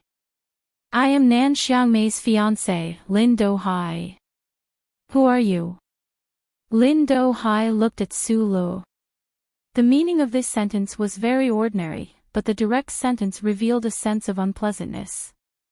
Hearing the two words Do Hai, Su Lu thought of the words that the man on the high-speed train said to Nan Xiangmei. He knew that the other party must have an unusual relationship with Nan Xiangmei. He was prepared to forget about the previous impolite bump, but he didn't expect that the other party didn't have the intention to keep the peace. The children of the 7 great families I know are generally more polite. Su Lu looked at Lin Do Hai and said with a smile. The 7 great families, in the hearts of ordinary Federation citizens, were distant and unreachable existences. They would subconsciously respect or lower their heads, but that didn't include Su Lu. He washed the hair of the little princess of the Zhong family, took the Tai family's young master to have sex, and watched the little stars dance with the Li family's 7th child. In front of him, the 7 great families didn't have the slightest sense of mystery. On the contrary, because of his many past experiences, he was used to silent and smiling, and he rarely gave these children of the 7 great families. Lin Do Hai, so he was a child of the Lin family. So what? Although the Do Hai was vast, it was still not as real as the mountain. Hearing Su Li's words, Lin Do Hai's expression changed slightly. Nan Xiangmei was also a little surprised. Both of them didn't expect that this small-eyed man seemed to know their family background from the beginning. At this moment, the phone in Su Li's clothes suddenly rang. After answering the phone, his expression changed slightly. After a while, he slowly relaxed and asked nervously, "It's good that you're fine. Why did you bring it forward?" I'll be right back. After hurriedly saying these 3 sentences, Sula nodded to Nan Xiangmei as a sign of respect. Without even looking at Lin Dohai, he walked to the center of the banquet and pulled Zhou Yu out of the crowd. After whispering a few words to him, he quickly left the banquet. Secretary Bai, who was usually quiet and silent, quietly followed behind him. She felt a little strange. Even when entering the core area of the engineering department, Sula didn't seem to be so excited and nervous. Who was on the other end of the phone, and what did they say? Lin Do-hai looked at the leaving figure and listened to the attendant's words. He couldn't help but feel angry. The children of the aristocratic families were naturally well-mannered, but the other party was just a third-level technical supervisor. Coupled with the previous scene, it was difficult for him to accept that the other party just left. Chapter 219. At the window of the Ivy Club attached to the Peninsula Hotel, Lin Do-hai looked downstairs at the 2 figures who were hurrying towards the hotel's headquarters. He suddenly said, if he dared to stay here before, there would be something to say. But he just found a reason to run away. His previous calmness was just a pretense. Behind him stood a middle-aged man. This middle-aged man wasn't tall. He wore an old-fashioned light silver shirt and had a very thick neck. He looked like an iron weight. Listening to Lin Do-hai's words, this man didn't continue. Lin Do-hai took a deep breath and said with slight ridicule, this kind of scheming person appearing next to Xiaomei is really worrying. Xiaomei has a docile temperament and doesn't know the dangers of society. She is easily deceived. I don't want to see this kind of thing happen. You go and keep that person here. Don't hurt him. I just want to ask him where he came from. The short and strong man was silent for a moment. He knew very well that young Master Do-hai, who he served, wasn't as cultured as he was now. The so-called keeping young Master Do-hai and Miss Nan Xiangmei being deceived were just excuses. Young Master Do-hai just didn't like that young man. Yes. The short and strong man bowed his head and answered, but sighed in his heart. What did you ask Uncle Kong to do? Nan Xiangmei walked to Lin Do-hai's side and seriously stared into his eyes. At this time, the banquet was still going on. Although most people in the banquet didn't know the true identity of Lin Do-hai and Nan Xiangmei, they could sense that this young man and woman had extraordinary family backgrounds. No one rashly came forward to disturb them. Uncle Kong was the short and strong man beside Lin Do-hai. The Lin family and the Nan family were old friends. Nan Xiangmei was very clear about Uncle Kong's terrifying strength. Seeing Uncle Kong being ordered to leave by Lin Do-hai, she couldn't help but begin to worry about the young man called Su Lu. Lin Do-hai turned his head and looked at her with a smile. You are my fiancé. I have always taken pity on you. Please respect me. Not all the big shots in the Federation were as deep as the sea. Many of them were just lucky guys. As one of the 7 great families of the Federation, the Lin family naturally wasn't a family that relied on dumb luck. However, although this young Master Do-hai had the word "hai" in his name, he wasn't very shrewd. Lin Do-hai had always been incomparably jealous, envious, worshipping, and hating his own brother who had betrayed his family. All these years, he would only see his brother once every 2 or 3 years, but he would always subconsciously learn from him and be influenced by him. Unfortunately, the forest was so big that there were all kinds of birds, not to mention stupid birds. Lin Do-hai tried to imitate his brother's tiger roar in the mountain forest, but he wasn't affected by it at all. He pretended to be calm, but there was a hint of helplessness and instability like a cat. Nan Xiangmei quietly looked at him and slowly lowered her head. With a trace of guilt, she said, I didn't know that father wanted me to attend this banquet because you wanted to come. There was a hint of panic in Lin Do-hai's eyes. Although he did have some opinions about the betrothal, in these 2 years, he really felt that the girl in front of him was incomparably outstanding. Suddenly, he realized from the other's words that everything was about to change. "What are you talking about?" he said with a forced smile. Nan Xiangmei lowered her head and said softly, "I saw your brother on the train to Hong Kong. He said that our marriage is over." "My brother?" Lin Dohai's face slightly changed, but he still waved his hand with a forced smile, trying to make his expression look as natural as possible. "Second uncle's family is a good-for-nothing, how dare they criticize our matter? You should be very clear that the head of the Lin family is now my father. He and your father have already decided on this matter, who can stop them?" Lin Dohai's smile was extremely gentle, but there was a hint of fear. "Don't worry about anything." Nan Xiangmei slowly raised her head. Her beautiful face revealed a trace of relaxation and unbearable. She seriously said, "It's your brother." When Lin Dohai heard the name that he was most afraid of, his face suddenly became pale. There was a trace of hatred in his eyes, which immediately turned into fear. He stared at Nan Xiangmei in a daze, not knowing what to say. "Our matter has nothing to do with the person who left earlier.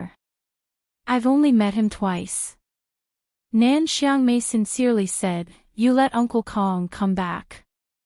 Lin Dohai's face showed a trace of a bitter smile. He didn't understand why his elder brother, who had long betrayed the family and cut ties with the family circle, suddenly went to see Nan Xiangmei. He also didn't know why his elder brother suddenly said those words to Nan Xiangmei. But he knew that although his father had angrily cut off the relationship with his elder brother, in his father's heart, his elder brother's position was far more important than his own. In order to welcome back his elder brother, his father was willing to do anything, but his elder brother disdained him. Now that his elder brother had spoken about his marriage, even if his father was angry, he must respect his opinion. Who told that person to be called Lin Banshan? Lin Dohai lowered his head. He had never felt so defeated in his life. He immediately clenched his fist and said, "He can control our marriage, but can he control who I teach?" Knowing that Su Lu had something urgent to deal with, Bai Yulan booked the nearest night flight and also bought herself a high-speed train ticket back to the capital special district overnight. He was responsible for leaving with the silent black suitcase, so it was inconvenient for him to take the plane. After packing their luggage in the room on the top floor of the Peninsula Hotel, Su Lu and Bai Yulan walked out of the magnificent hotel lobby and waited for the car that the hotel had called for them. Su Li's face didn't have the usual calmness at this time. He was slightly nervous. Bai Yulan glanced at the side of his face and lightly stepped forward. Standing beside him, she asked softly, "Since you know that the other party is the young master of the Lin family, you shouldn't be so direct with your words." Bai Yulan was currently playing the role of a secretary. In addition to booking tickets, she naturally had to help Su Lu analyze the situation. He was a person with good professional ethics and was also a very sensitive person. He had long noticed that after the news in Sector S2, whether it was in the underground workshop of the Nutshell Engineering Department or at the previous cocktail party, Su Lu and the young man with the sincere smile from the Whitewater Company had gradually distanced themselves from each other. He didn't know what had caused a subtle change in Su Li's state of mind, but he thought it was a welcome change. In order to climb up in the strange world of the Federation, blindly being sincere was the style of a commoner. After all, it's a cocktail party. The children of aristocratic families have to pay attention to manners. The taxi called by the hotel would arrive in 3 minutes. Su Lu subconsciously touched his pocket. After thinking about it, he didn't take out a cigarette. Bai Yulan didn't say anything else. Since he had accepted the 20 million, he had to do the 20 million thing. He was gradually discovering Su Li's background and Su Li's strength. And the more he discovered, the more shocked he was. Although he still looked calm on the surface, his emotions were already there. When he had checked out at the Peninsula Hotel, Bai Yulan found out that Su Lu wasn't a rich person. To be more precise, Sulu himself didn't have much money left. This fact made him sigh with emotion that he did not show on his face. If a person had 200 million Federation dollars and gave Bai Yulan 20 million, he would work very hard. But this young man only had 20 million, and he gave it all to him without any questioning or supervision.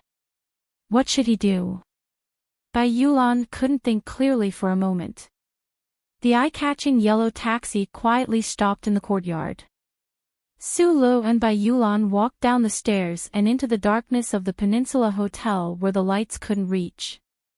At this moment, a person quietly stopped in front of the taxi. It was Uncle Kong, who was beside Lin Dohai. Uncle Kong's height was just over 160 centimeters, but his body was incomparably strong under his silver satin clothes.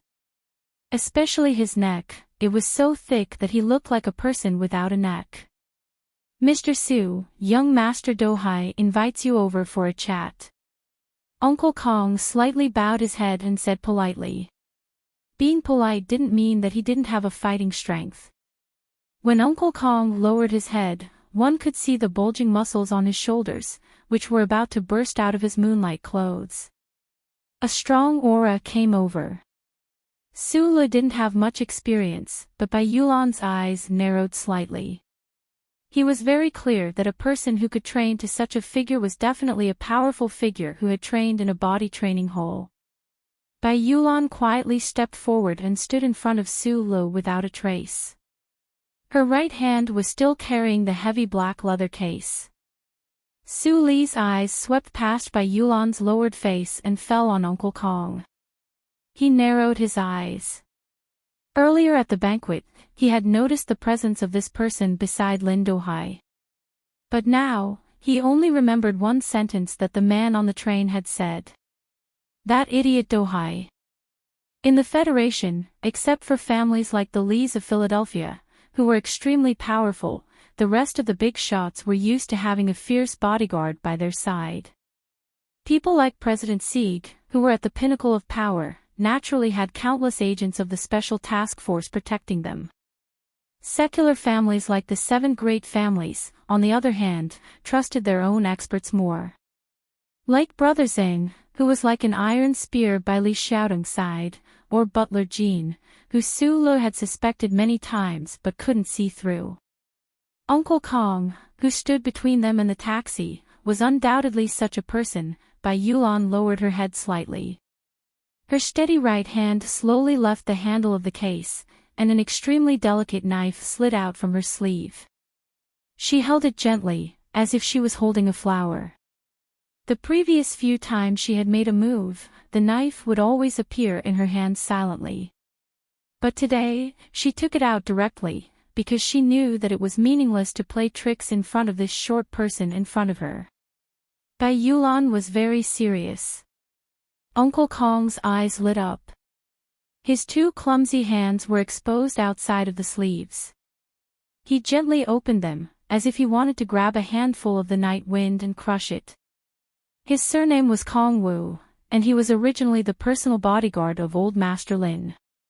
But after the Lin families changed 12 years ago, Old Master Lin was so angry that he was bedridden and had not left the manor for many years.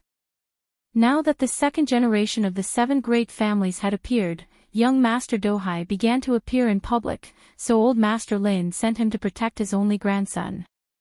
In Uncle Kong's opinion, young Master Dohai had no merits compared to the other young people in the other families who were as cunning as ghosts. Just like the small conflict at the banquet tonight, for example, he lost his sense of propriety because of a woman. This was not something that the successor of the Lin family should do. The delicate man in front of him was holding a delicate knife, but there was a sense of coldness. Uncle Kong knew that this delicate man was not simple, and should be an expert from the military. The key was that even a follower had such good skills, so what was the background of the small-eyed man behind him? After all, the 7 great families could not cover the sky with one hand in the Federation, and there were still people that they did not want to offend. This young Mr. Su could say the identities of the two juniors of the Lin family and the Nan family, but he was only a small technical supervisor in a nutshell. Who was he? Worry was only a faint worry, just like the saying in the Gu dynasty, one must be loyal to the emperor. Uncle Kong had never thought of disobeying young Master Dohai's orders. Since the young master wanted to vent his anger, then he would take the two people in front of him back and vent his anger first. As for any trouble after that, the elders of the Lin family would naturally come forward to appease them. At this moment, Su Lu suddenly said, "I don't want to offend Lin Banshan." From the moment he knew that young Master Dohai was from the Lin family, Su Lu began to guess the true identity of the middle-aged man on the train, and a name was on the verge of appearing. At this time, the scene was at daggers drawn, and if he did not agree to the other party's request, there would be a conflict. The problem was that the current Sulu might not care about the 7 great families of the Federation, but he always had some inexplicable fear and respect for the name Lin Banshan. Uncle Kong was silent for a while, then suddenly laughed in a low voice. "This matter has nothing to do with young Master Banshan." This personal bodyguard of old Master Lin felt a little humiliated because of Su Li's question. That young man surnamed Su was not worried about him at all, but was only worried that young Master Banshan would make a move. The older the ginger, the spicier it was. Uncle Kong smiled and said coldly, "Please." Old Ginger was angry, and Su Lu was in a hurry to leave. Being blocked by this person called Uncle Kong, the anger in his heart gradually grew, but there was no change in his expression. He lowered his head and said, "You don't have a gun, right?" He did not know who he was asking, but Magnolia, who was holding a delicate knife in front of him, lowered her head and replied with a smile, "No." "Good." As the word came out of his mouth, a light lit up in the darkness of the Peninsula Hotel side courtyard. It cut through the air and, with a shrill cry, slashed toward Uncle Kong's slightly dark face. At this moment, Uncle Kong's eyes narrowed, as if he was frightened by the light of the knife. The rough skin on his chin began to grow some very fine bumps. Bai Yulan's slash did not require any explanation. The angle of her slash was not tricky at all. It was just a simple slash, and it was indescribably clean and efficient.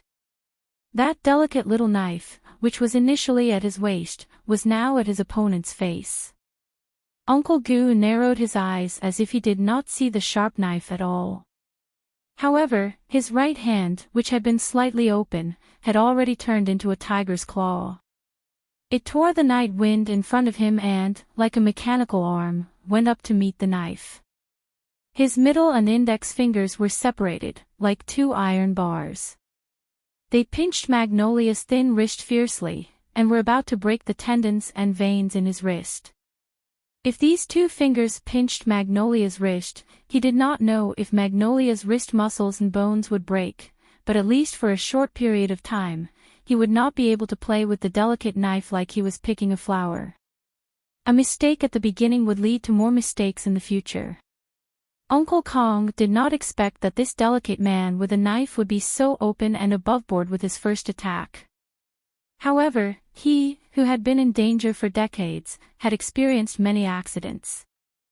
With a muffled groan, he used his powerful strength to take the initiative. However, the situation changed because Uncle Kong found that his fingers, which had been trained to pinch steel balls, could not pinch that thin wrist. The muscles in Magnolia's wrist tightened and loosened in an instant. The surface of Magnolia's wrist became slippery as if it was smeared with a layer of oil. If Magnolia moved forward at this time, Uncle Kong's iron fingers could still pinch the muscles on his forearm. The problem was that, from the beginning, Magnolia was not thinking about moving forward, but retreating. A strange smile flashed across his slightly lowered face. He took a step back and retreated. His nickname was Magnolia Oil. Uncle Kong's eyes were still narrowed. He suddenly felt that this delicate man in front of him was somewhat interesting. He was obviously a cold-blooded expert in the army, but he did not seek to win. From the beginning, he was thinking of a way out. How did this kind of person cultivate such a calm killing intent? He suddenly felt that something was wrong. His thick left leg took a step forward, and with a poof, a few tears appeared on his trousers. His iron claw-like hand was still clasping by Yulan's wrist, and he was ready to exert force. At this moment, another muffled sound rang out, but it didn't ring out from Uncle Kong's leg. Instead, it rang out in the quiet garden, on the ground. Moreover, the sound was so close that it was somewhat frightening. A booted foot suddenly stomped on the ground. The clean and smooth ground of the Peninsula Hotel was unexpectedly stepped on by this stomp, causing a few streaks of dust to appear. The dust was actually sprayed out from the gaps in the ground due to the tremendous force. Relying on the huge rebound force from the ground, a figure rushed past Magnolia's side. With a shake of the shoulder, using the joint as the axis, the arm swung out like an iron whip and smashed towards Uncle Kong's face. The moment the stomping sound was heard, Uncle Kong knew where he was wrong. All his attention was on the delicate man who was playing with the knife. He completely forgot that there was a Mr. Su behind the delicate man. In his opinion, this Mr. Su was either a member of some family with a different surname, or the son of some big shot in the political world. Because of some hobby, he became one of those pale-faced, skinny researchers in the Nutshell Mobile Company. Who would have thought that this Mr. Su was actually so fierce? Su Li's body did not look very strong, but when he smashed down with his arm, his whole body looked so valiant. The young man was in a hurry to leave, to see the most beautiful new life in the world, but his path was blocked by someone. So he was angry, but he held it in. It was only when Bai Yulan made the first move that he quietly found the best opportunity to make his move. Under the night sky of Harbor City in July, his arm was like a meteor falling from the sky, as if it was going to burn everything. Chapter 220. Uncle Kong's pupils shrank as he felt a strong gust of wind blowing towards him. With a muffled shout, he clapped his hands together and released his grip on Bai Yulan's wrist in an instant. His right hand slashed out like a knife, knocking away Bai Yulan's other hand that was stealthily attacking him. Then, with a kick of his legs, he suddenly retreated backwards. In such a short period of time, he had made the most correct response and used his valiant strength to temporarily force Bai Yulan to retreat. However, it was too late for him to do anything else. He could only raise his arms to block both sides of his face and wait for Su Li's attack to come down. This was a very ugly posture. This was a humiliating posture for passively taking a beating, but it was also the most effective defensive posture. Uncle Kong had been through hundreds of battles and did not care about advancing or retreating for a moment. He only knew that the young man that young Master Do Hai wanted to deal with today was not easy to deal with. He had to first block this fierce attack and stabilize the situation before asking for anything else. Su Li's right arm landed heavily on Uncle Kong's arm, which was placed vertically on his cheek, making a heavy muffled sound. In close combat, the human body always had its limits. There was a certain posture that could not be broken in an instant no matter what technique one used. For example, Uncle Kong's body was slightly bent over and his arms were wrapped around his head. At this time, his body was short and stout. Now that he was bent over and hugging his head, he looked more like an iron weight. However, his defense was watertight, and none of his vital points were exposed. However, when Su Li's arm landed heavily on his right arm, a huge force came crashing down on him. His thick arm, which had been hammered for many years, was unable to block this blow and was directly forced to his forehead by that huge force. In hand-to-hand close combat, in the face of absolute power, skill had no use. Previously, Uncle Kong crossed his arms in front of his face, relying on his own terrifying strength. However, When his arms touched, he found that the strength he was most proud of and confident in was not worth mentioning in front of this ordinary-looking young man. Su Li's attack was like the sound of a morning bell. The left side of Uncle Kong's face was numb and painful, and there was a buzzing sound in his head. However, his thick and strong legs were still firmly rooted to the ground and did not move an inch. All of his strength had sunk to the lower half of his body, but in the next moment, Su Lu also raised his left leg. His calf bone seemed to contain the power of wind and thunder as it suddenly chopped down at a 30-degree angle, directly hitting Uncle Kong's supporting leg, which had the most strength. With a cracking sound, Uncle Kong's leg, which was rooted to the ground and did not move an inch, let out a mournful sound of bones breaking. The 10 stances that Uncle Feng Yu had taught him had long been integrated into Su Li's blood vessels. He could use those intricate, dangerous, and heroic body movement techniques at any time, anywhere. However, he didn't do so tonight. Firstly, he was anxious, and secondly, he knew that this short, stout, middle-aged man was an extremely powerful character. Using those body movement techniques wouldn't necessarily be able to knock him down immediately. If he allowed his opponent to temporarily withdraw from the battle, he would waste the trap that Bai Yulan's dagger had lured out, and there would be even more trouble later on. Therefore, when he made a move, he would strike without hesitation. Just like that night in the forest garden, when Madman Li, dressed in a military uniform and with a childish face, attacked fiercely and unreasonably. Then, he kicked out with his leg, just like that year on the ancient bell, when the chubby captain with a harmless smile on his face suddenly focused and attacked with wind and thunder. Su Lu was a person who liked to ponder. Whether it was in terms of mechanics or fighting, he would always learn from excellent people and analyze them afterwards. That was why he could remember the postures and angles of Captain Tian's kick so clearly. And what was very strange was that whether it was Madman Li's terrifying attack or Fatty Tian's long leg, they seemed to be related to the 10 postures that he had learned since childhood.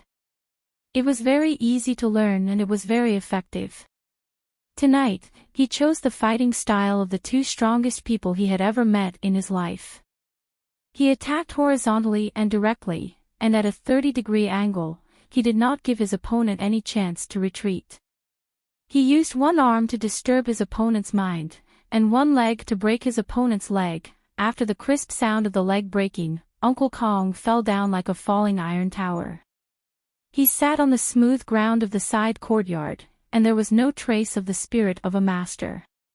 At this moment, the personal bodyguard of old Master Lin stared at Su Lu, who was not far in front of him, in disbelief. His face was pale, and he seemed to have thought of something. He had completely forgotten the pain of his broken leg. If Uncle Kong had not concentrated his strength on his lower body to resist Su Li's horizontal attack, then when Su Li's leg came, he might have been kicked away like a kite under the night sky in July, but he would not have suffered such a serious injury. It could only be said that Su Li's move, which had been accumulating power for a long time, was extremely powerful and ingenious. "Your surname is Li, not Su." Uncle Kong's pupils shrank, and his face was pale. He stared at Su Li's plain face and suddenly said in a trembling voice. His expression at this time was like he had thought of a particularly terrible story from a long time ago. "Your surname is Li. You are from the Li family." Listening to Uncle Kong's mournful voice, Su Lu was startled. He immediately thought of the relationship between Uncle Kong and the Lis of Philadelphia. However, his trembling power had long been hidden under his skin, so he was not afraid of others guessing something from this aspect. But why did the master in front of him have such a strange expression at this time? Could it be that the Lis of Philadelphia had such a terrifying position in the hearts of these people? "Sorry." Su Lu nodded to Uncle Kong on the ground and then looked at Bai Yulan, who had lowered her head behind him. He said a few words and then turned to leave. The yellow taxi from before had already been scared away by the fight. He wanted to go to the airport, so he had to hurry and stop a taxi. As for the things behind him, he did not need to worry anymore. The most powerful person Lin Dohai brought had lost his combat ability. As long as there was no gun, he believed that Bai Yulan would not be in any danger in this city. After he left, the side hall of the Peninsula Hotel returned to silence. This extremely dangerous conflict happened so quickly that the well-trained security guards in the hotel didn't even have time to react. Bai Yulan raised her head, a strange expression flashed across her calm face. She walked to Uncle Kong's side and squatted down. At this time, Uncle Kong was still a little absent-minded and repeated, "His surname is definitely Li." At the moment of the fight, Bai Yulan knew that the middle-aged man with a broken leg in front of her was a very fierce person. However, at this time, he seemed to have been beaten silly by Su Lo. She could not help but be a little stunned.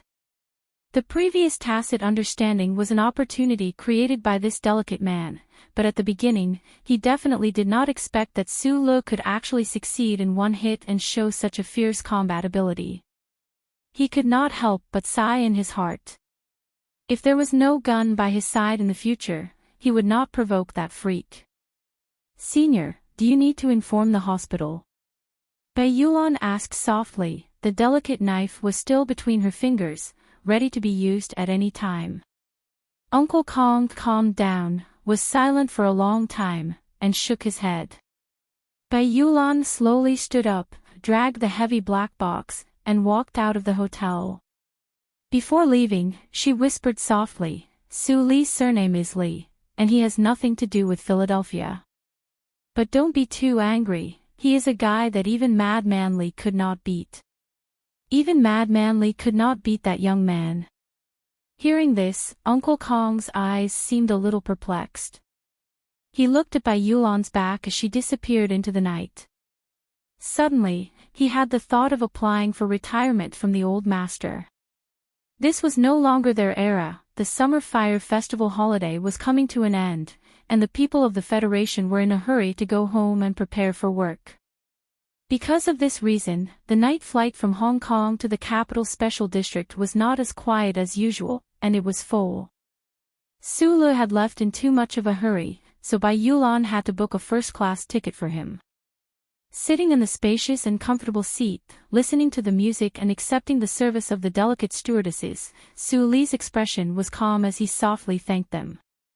He no longer had the youthful and uneasy feeling he had when he first arrived at the capital ring from the Eastwood region. His age had not increased by much, but his state of mind had changed a lot. This was probably the power of life. A movie about the Enterprise was playing on the screen, but for the first time, Sulu did not look at the purple-haired girl. Instead, he turned his head to look out the window. He did not think about the conflict at the Peninsula Hotel, nor did he think about the MX Mecca that had made him forget to eat and sleep for the past few days. The plane gradually descended. The white windmills on the distant mountain ridge were incomparably clear under the moonlight. The windmills slowly rotated. Together with the light-absorbing materials all over the capital, they provided most of the energy required by the city. However, at this time, from Su Li's point of view, these rows of windmills were like incessantly fanning the wind, fanning the plane he was on toward its destination. This was a very cute and childish imagination, proving that Su Lu was in a very good mood tonight. He left the airport, used the little cash he had to rent a taxi, and drove directly to the Army General Hospital. Then, he saw Major Zoyu in the corridor, and this good mood was slightly interrupted. "I called you countless times 2 days ago, but I couldn't get through. What are you doing?" Zoyu looked coldly at the sweaty Su Lo, and his tone was not polite at all. Unlike in front of the Linhai nightclub or the tea house, Major Zou's words were more direct and matter-of-fact. Su Lo was stunned. For the past 2 days, he had been busy in the Nutshell's underground backup storage room. His mobile phone signal had been blocked, so naturally, he could not receive the phone call from the capital. If it had been in the past, perhaps he would have felt displeased in the face of Zhou Yu's tone. However, at this time and place, this officer was using the tone of a brother-in-law lecturing his brother-in-law to lecture him. He could not express any opinion. Walking into the ward and seeing the slightly haggard girl on the snow-white bed, Sula subconsciously softened his footsteps. The lights in the ward were not turned on. Zhou Yu was staring blankly out the window.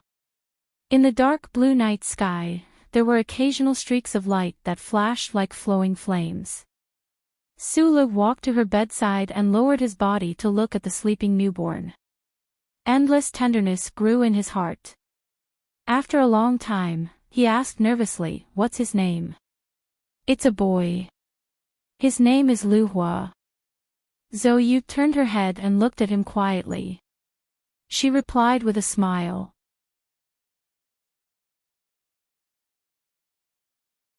Chapter 221. The Federation Hospital strictly prohibited testing the gender of the fetus beforehand. Although not many families cared about this issue now, this rule, like the first charter, had been strictly enforced since many years ago. No medical institution dared to violate it. During these months, Su Lu and Zhou Yu had tried to guess the gender of the little life in her belly, but only he knew. He wanted it to be a girl. Perhaps this kind of thinking was a little rustic and boring, but Su Lu was such a person. Boys were more like their mothers, and girls were more like their fathers. Although he and Zhou Yu were now friends who talked about everything and had a strange relationship, in the end, he still wanted this child to be more like his brother Shi Qinghai. "What's his surname?" Su Lu asked this important question with some difficulty. Zhou Yu laughed coldly and looked at him with a hint of mockery. At this moment, she didn't look like a mother who had just given birth. Instead, she looked more like the cold girl in red in front of the nightclub in Linhai. "What do you want his surname to be?" Su Lu lowered his head and didn't say anything. Only at this moment did he understand how unfair it was to Zhou Yu that he wanted to leave his bloodline for Mr. Shi. "Fill in your name in the father column. This can always be changed. As for the surname, use mine for the time being." After 2 days of rest, Zhou Yu's spirit was much better than when she had just given birth. That was why she had the energy to stare at the streaks of fire in the night sky outside the window. July was the summer of Planet S1. The small celestial bodies in the galaxy would rush into the orbit of Planet S1 like moths to a flame. They would rush into the atmosphere and become a dense meteor shower. Zhou Liuhua. Shi Liuhua. Su Liuhua. Su Lu scratched his head and freely combined the 3 surnames with the name Liuhua. He always felt that it didn't sound good. However, the faint knife scar under Zhou Yu's cheek reminded him that this unmarried mother had courage and determination that no one could match. She might have named her child on a whim, but no one could change her mind. The newborn baby suddenly moved. Zhou Yu looked nervous. She held the baby in her arms, untied her clothes, and began to feed the baby. Su Lu watched quietly from the side. He had no intention of avoiding it. He watched as the girl's abdomen gradually swelled. He watched as this little life grew. Although he was not the child's biological father, deep in his heart, there was still a feeling of gentleness. His relationship with Zhou Yu was very strange. There was no romantic relationship between the two of them, but they seemed to be able to reveal their truest thoughts to each other. Just like at this moment, he forgot to avoid it. Zhou Yu didn't seem to have any extra thoughts of being shy. In Su Li's eyes, this girl was just a mother, not a woman. In Zhou Yu's eyes, Su Lu was more like a close friend, not a man. The child had already been born and needed a father. The Zhou family couldn't allow such a life to exist without a name. Su Lu gently clenched his fist and asked softly, "What should we do next?" Hearing this, Zhou Yu still turned her body slightly, but there was a trace of coldness on her face. She said mockingly, "Marrying a blockhead like you is not the life I imagined." Su Lu knew that she was speaking the truth. He shrugged helplessly and couldn't say anything else. At this moment, the door of the ward opened and a nurse walked in. She tilted her head slightly and looked at Su Lo. She exhaled heavily and said, "You're Su Lo." Like a prisoner, Su Lo rubbed his hands nervously, stood up, and nodded. "Your wife is giving birth. Where have you been these past few days? Do you know how many things you have to do?" The nurse, who was in her 30s, looked at Su Lo with furrowed brows. She knew that the woman in the ward was a family member of a big shot in the Federation, but at this moment, looking at this young father, she couldn't help but feel angry. The father of a newborn in the Federation did have a lot of things to do. Su Lo carried the child and walked towards the end of the corridor under the nurse's guidance. At the end of the corridor was a small pink room full of fairy tale colors. However, in the middle of the room, there was a room that seemed to stand out. Su Lo glanced at Zhou Yu's citizen number on the electronic form. After a moment of silence, he wrote down his own citizen number. The newborn baby was put on an identification ankle bracelet and was carried into the pink room by the nurse. He leaned against the transparent glass window and looked at everything in the room nervously. This was a room that every hospital in the Federation had. Other than the birth parents of the newborn, no one else could go near this room. The newborn baby, who seemed a little uncomfortable because of the interruption of breastfeeding, lay on the soft blanket and moved the red carrot's arms and the white carrot's legs with some difficulty. It had no idea what was hidden under the blanket and on the workbench. Su Lo looked at this scene nervously. He knew that when he was born, he had also gone through this procedure. Moreover, everyone in the Federation was already used to this. However, he, who had experienced so many things, was the one and only existence in the Federation. Therefore, he felt endless worry. Time passed very quickly. The newborn, who had been named Lu Hua, was carried out by the nurse. Su Lo immediately looked at the skin on the back of the little guy's neck. However, he did not see any wound. He hugged the child tightly, as if someone wanted to take him away. The child started crying. Su Lo hugged him even tighter. He stared into the nurse's eyes and said, "Why is he crying?" "Because you are hugging him too tightly." The nurse looked at him unhappily and said, "Go to the police station for a microchip verification within half a year. Then register your name." Su Lo asked curiously, Are you also a staff member of the Bureau of Proclamation?" The nurse ignored him. Su Lo could only carry the child alone and walk along the long corridor to the ward. He knew that Lu Hua, who was in his arms, was already different from when he was born. A brand new microchip had been implanted behind his neck. Su Lo subconsciously felt a chill. He felt that a certain part of his neck was starting to heat up. Back in the ward, Zhou Yu did not feel anything strange. In the Federation, everyone would be stabbed when they were born. This was just a more common saying. In reality, no baby would feel pain. Probably only Su Lo, who had been brought up by Uncle Feng Yu, who was a freak who could replace the microchip behind his neck, would be so nervous about such a thing. The ward was still dark. Zhou Yu hugged the child and lay on her side quietly. Su Lo sat beside her. After a long silence, Zhou Yu suddenly said in a low voice, "I don't know if that person is still alive." Su Lo knew who she was asking about. Perhaps Zhou Yu and Shi Qinghai did not have any feelings for each other. However, she had a child now. An unmarried mother who had just given birth was the most sensitive and vulnerable time. Su Lo looked at the girl's messy hair. Suddenly, his heart ached. He said very seriously, "Don't worry. I will find him. Trust me." July's Lu Hua, a blind date. Zhou Yu looked at the Lu Hua outside the window. It was not for the man she had met in the Golden Wind, nor was it for Su Lo, nor was it for Tai Yuan. She did not know why, but she suddenly felt like crying.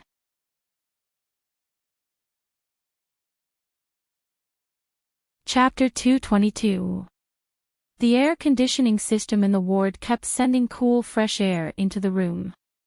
The night sky shone in through the window. Sulu sat quietly on the other side of the bed.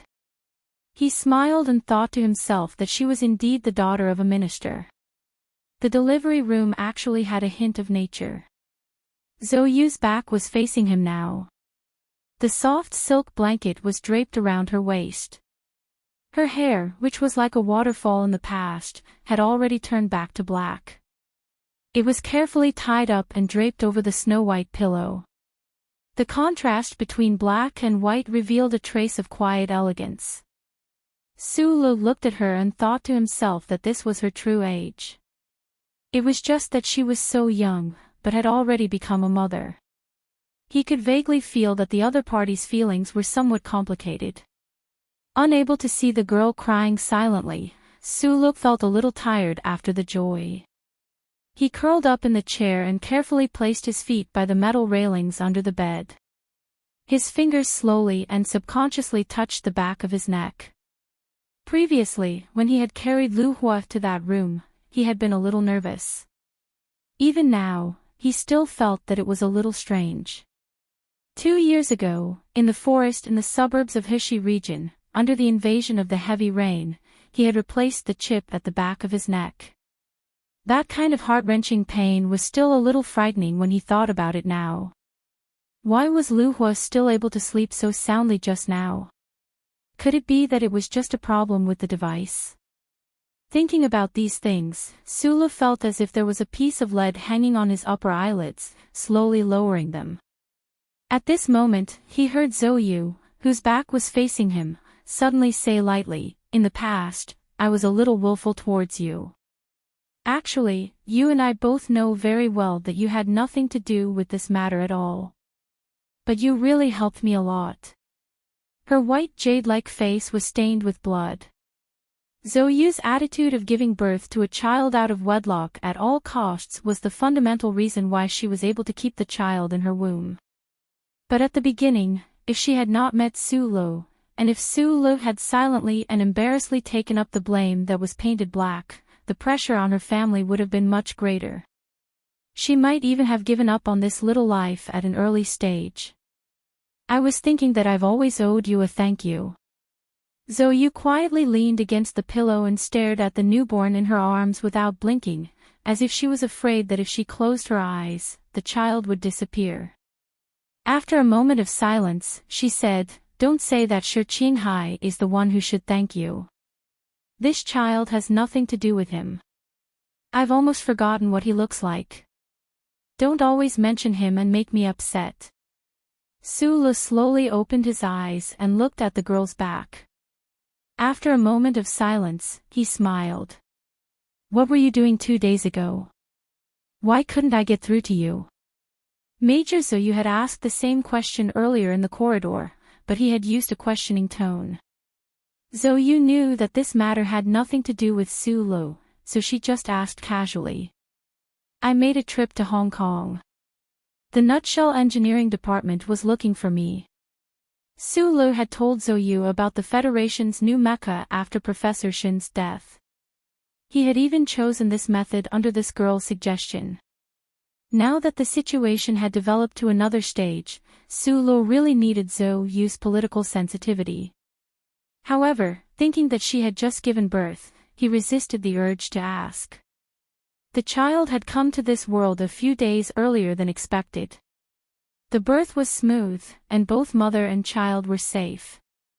From the moment Zoyu's labor pains started, she thought of the young man who always gave her the feeling of trustworthiness. At that moment, she did not even trust her family. The first thing she thought of was Sulu. This kind of trust and reliance was probably built up during her most helpless moments. She knew Sulu's personality, so when the call did not go through, she knew very well that something very important must have happened to Sulu. Right now, hearing Sulu mention the Nutshell Engineering Department, she vaguely guessed something. However, even though she was not sleepy at the moment, she was still a little tired, so she decided to discuss this matter later. Sometimes, I really feel like you're a good guy. Zhou curled her body slightly, her back facing him, and said sarcastically, no woman would like this kind of personality. Having lived together in the apartment for so many days, Sulu had long gotten used to Zhou's sharp and merciless tone. Hearing these words, he was somewhat unnaturally reminded of the girl he had met in Hong Kong, Nan Xiangmei. That beautiful and quiet girl seemed to have some feelings for him. He scratched his head awkwardly. He felt that this thought of his was a little unbelievable, and laughed self-deprecatingly. There's actually a sense of pride in your laughter. Zhou gently stroked the newborn's soft head, turned around curiously, and said with a frown, looks like your personality has changed a lot. What happened? The delicate secretary Bai had also keenly noticed this before. Unknowingly, Su Li's personality had indeed changed a lot compared to when he first came to the capital ring, but what really made him take off his mask and become more and more like an orphan of Donglin were a few things that had happened recently. In the past, he was most afraid of the omnipotent Federal Central Computer of the Bureau of Proclamation, but now, that great existence seemed to have already invaded his brain, and did not ask the Federation government to arrest him.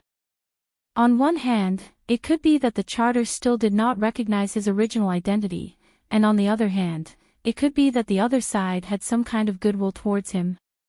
Sulu would think about these fairy tale-like benefits, but he also knew that he was already a dead horse. If that was the case, why should he worry? Then there was the terrorist attack at the concert, the MX Mecha in the engineering department, and that extremely arrogant back view of Lin Banshan on the train, which instead made him seem incomparably open-minded, and as quiet as the sky. These few things made Su shed his great fear, strengthened his resolve, increased his confidence, and found the emotion of appreciation. After all, he was just a young man who had just turned 20. Perhaps he would always be that youth on the inside, but on the outside, he would gradually become more mature, more confident, and gradually show a kind of delightful frivolity at the right time. At this moment, Su Li's cell phone in his clothes suddenly rang. It was an email, and the sender was extremely unfamiliar. He subconsciously pressed the check button, but what greeted him was a line of lyrics about the song, 27 Glasses of Wine. He abruptly stood up, his gaze moving from the phone to Zhou's face, and quickly left the ward. Zhou was slightly startled. She thought that he had some urgent matter and didn't want to disturb her rest, so she didn't pay him any mind. It was only a few steps to the door of the ward, and in the time it took to walk, Sulu had already used his fastest speed to reply a few words. He was worried that the other party would be like in the past, discarding a number in a few seconds and then never being able to find him again. His reply was very simple, but he believed that he would definitely be able to contact the other party again. Zhou gave birth to a son for you. Standing in the dim light outside the ward, the cell phone in his hand never rang again. Sulu knew that the rascal prince must have disappeared into the sea of people in the Federation again. He couldn't help but feel a faint sense of loss. When he thought of Zhou and the newborn in the ward, he felt even more resentment towards the other party, but he immediately understood that this resentment was completely unreasonable. As long as the Bureau of Proclamation didn't actively track down Shi Qinghai, no one would be able to find him. The handsome man who always made him extremely dirty had graduated from the first military academy with the highest score, and had undergone dual professional training from both the anti-government army and the Federation Investigation Bureau.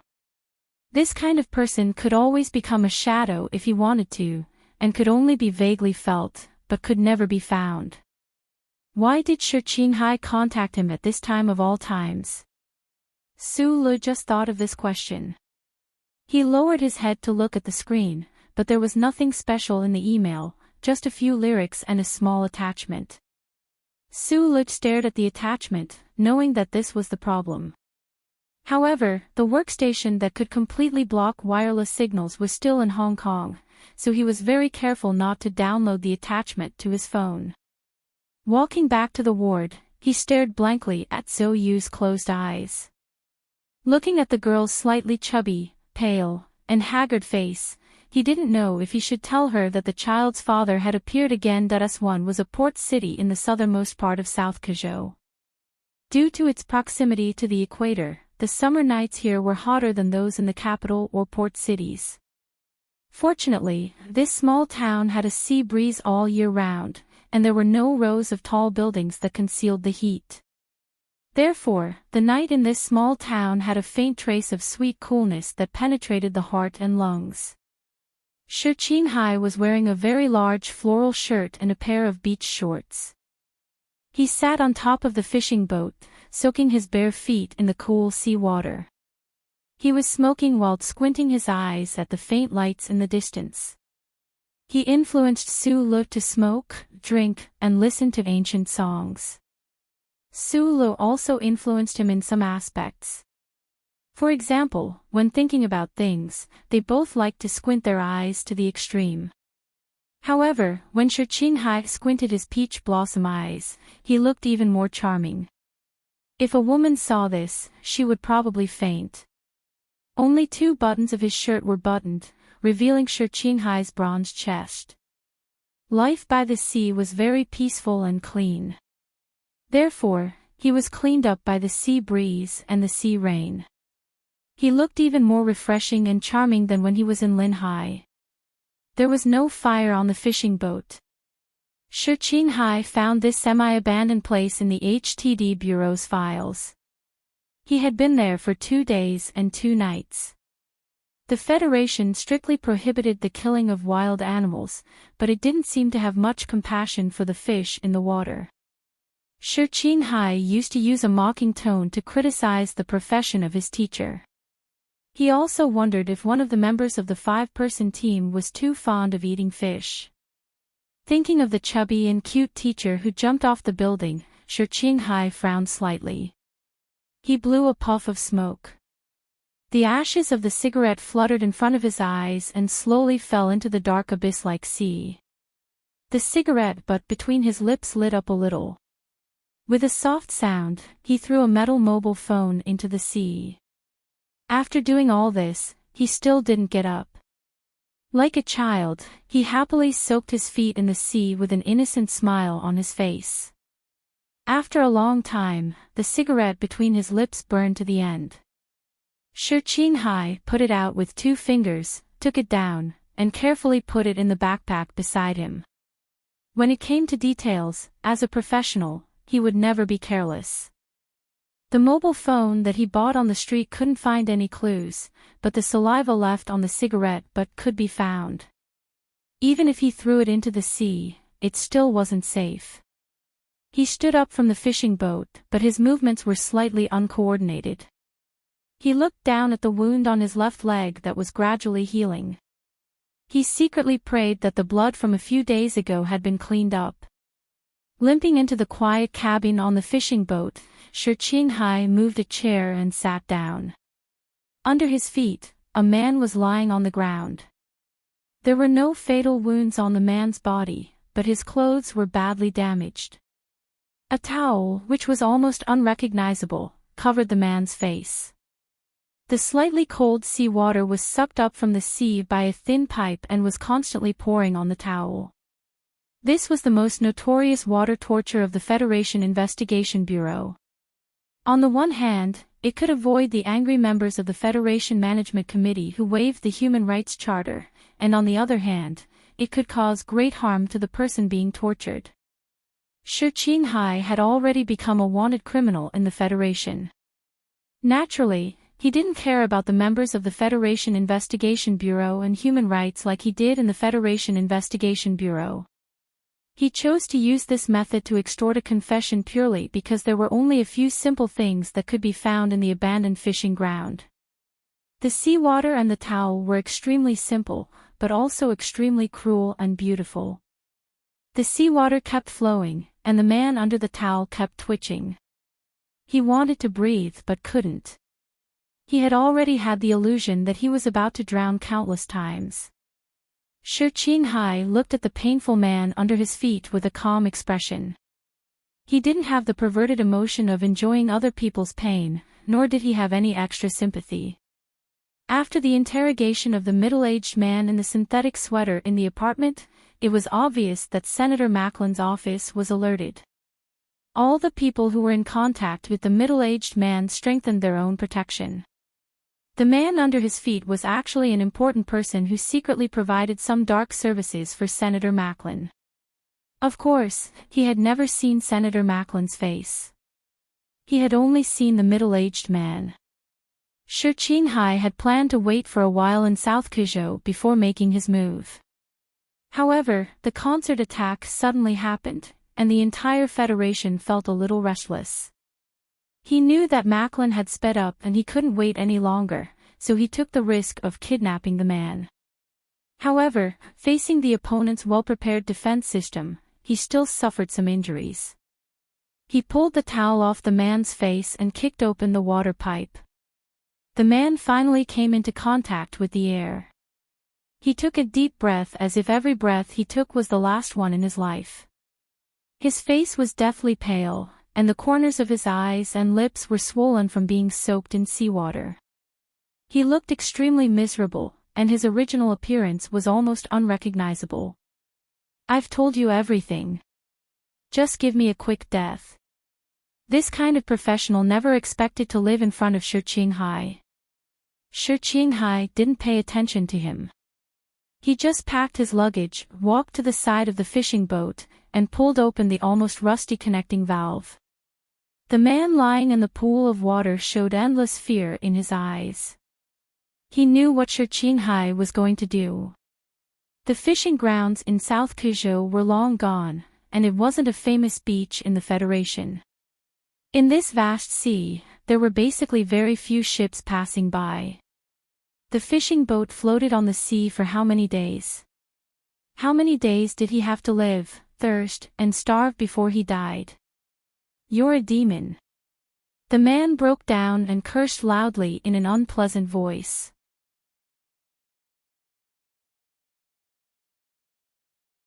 Chapter 223. The wet towel was still in Shi Qinghai's hand.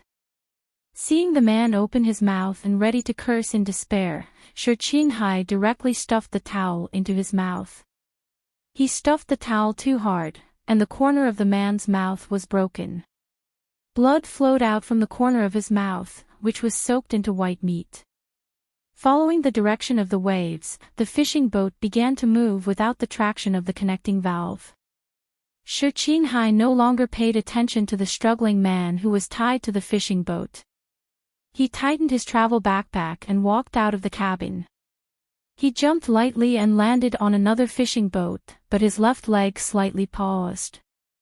He turned around and looked at the fishing boat in front of him slowly drifting away on the Black Sea. Hearing the vague sounds and struggling sounds, he shrugged, raised his hand, and waved goodbye to that guy. The two operations had forced out some useful information. Although there was no way to directly testify against Macklin, Shi Qinghai knew that he had done what he could. He copied the information he obtained into 3 attachments and sent them to 3 people.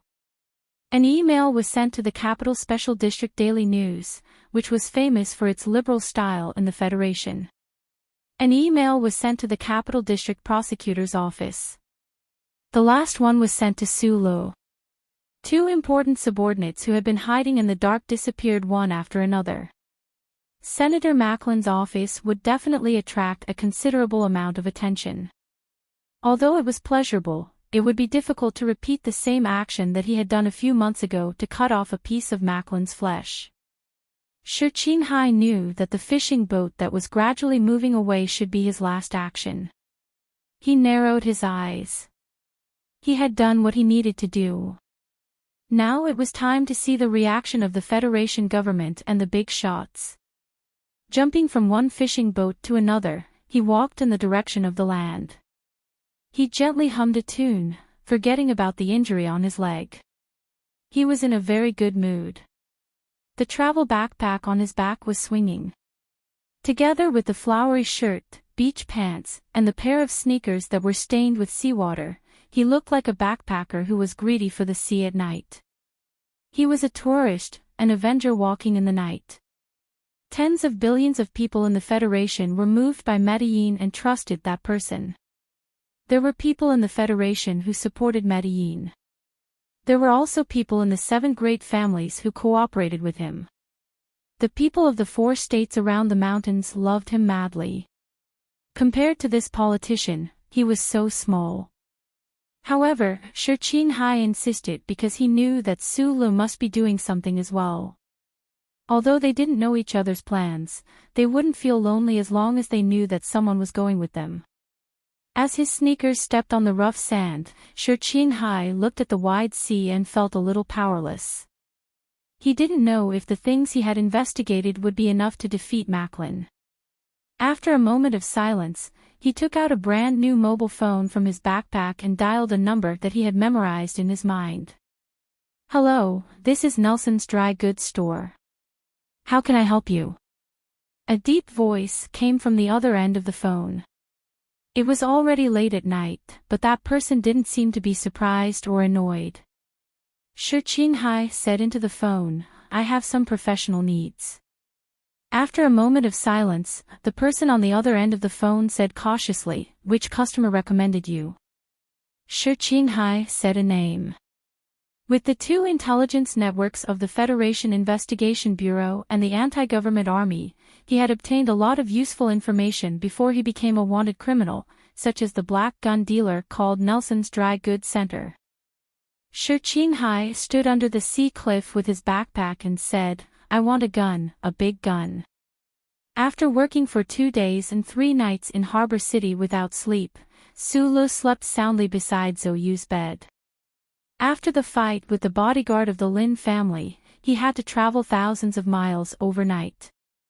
After all, he was not an Iron Man after all. Waking up in the morning light, he stretched his sore body.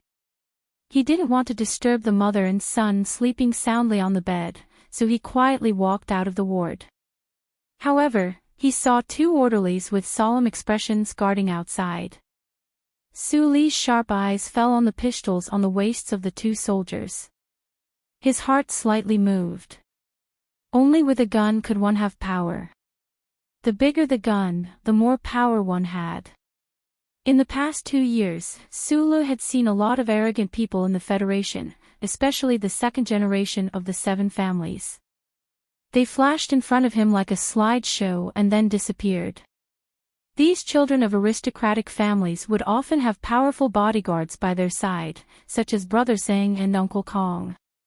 But what left the deepest impression on him was the Zhou siblings at the entrance of the nightclub in Linhai. Zhou family was definitely not as powerful as those real families. At that time, Zhou Yingxing was only the logistics director of the Ministry of National Defense of the Federation. However, such a pair of siblings dared to use guns on the street with plainclothes soldiers around them.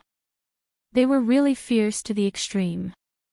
This was probably the real reason why the 7 families still had to abide by certain rules and play a low-key role in front of the public even though they were deeply involved in every corner of society. The army of the Federation was always firmly in the hands of the government.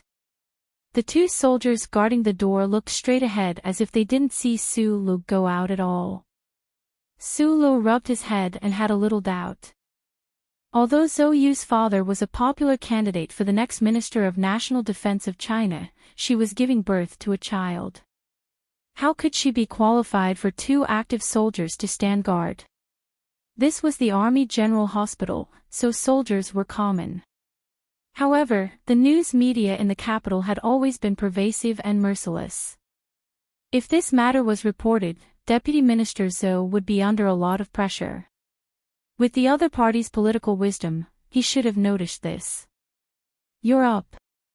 Go in and eat breakfast first." A middle-aged woman walked out from behind the orderly with a portable automatic heating box in her hand. The traces of age were very clear at the corners of her eyes, but she took good care of herself. It was hard to tell how old she was. Su Lu was slightly stunned. Looking at the woman's facial features that seemed to be distinguishable, he immediately guessed who she was. However, he didn't expect her to speak to him in such an amiable tone. He quickly took the box in her hand, bowed his head and said, "Good morning, Auntie." "Madam, the general is waiting to see him." The orderly next to her lowered his voice and reminded her. "I said to talk after breakfast. He just came back from out of town. I'm afraid he hasn't eaten in a long time." The madam looked at the orderly and said softly. Only then did Sulu understand why there were two orderlies standing at the door of the ward. This breakfast was not very comfortable. Zoyu's mother's smile was very sincere, but it was this sincerity that made him a little flustered. It seemed that other than the shrewd general in the Zhou family, whether it was Zoyu or this madam, they all saw Sulu as a real son-in-law or brother-in-law. After meeting Deputy Minister Zhou at the Milky Way Public Cemetery, the Zhou family seemed to be less concerned about Zoyu's accidental pregnancy. Even after Zoyu moved back home, her mother often talked about why Sulu didn't come to visit. It was not the kind of nagging with resentment, but the kind of nagging with curiosity. After meeting her today, this minister's wife was indeed completely different from what Sulu had imagined. She was more like a housewife commonly seen in small towns. While Zoyu's mother went to do something, Sulu wiped the cold sweat on his forehead and looked at Zoyu with a bitter smile. Lu Huo was still asleep. Zoyu leaned against the bed and drank her porridge expressionlessly. She said, "My mother joined the army when she was 16 years old and has been working in the General Assembly base. She has done logistics, medical treatment, sanitation, and everything. Anyway, she has been moving with my father and has developed such a personality. I think she has gone to find some old colleagues to chat. She seems to have a few old friends who are directors in the general hospital. She didn't think that if my father had not become an official, those people would not have cared about her." These words were unpleasant to hear. Sulu narrowed his eyes and was about to lecture Zoyu like he did in the apartment when he suddenly remembered that she had just given birth and was in a sensitive period. It would not be good if he lectured her until she became depressed after pregnancy. He put the finished lunch box in the toilet attached to the ward and said goodbye to Zoyu. Then, he left with the two orderlies who had been guarding him. At this moment, he would rather face the Deputy Minister of National Defense, who was powerful and had no idea how he would deal with him, than face the minister's wife who was so passionate and treated him as her real son-in-law. The two orderlies escorted Sulu to a military vehicle as if they were escorting a criminal and left the Army General Hospital. The military vehicle did not drive for long before it stopped in front of a guest house that stood alone in the depths of Linyuan. Yunho Guest House was the federal military's exclusive reception venue. For countless years, countless war orders had been issued from this conference room. The shady green trees and cool morning breeze made the capital summer around the guest house retreat. Sulut stood in front of the guest house and couldn't help but narrow his eyes. He didn't understand why Deputy Minister Zhou wanted to see him here. Recently, the Joint Chiefs of Staff were holding a meeting.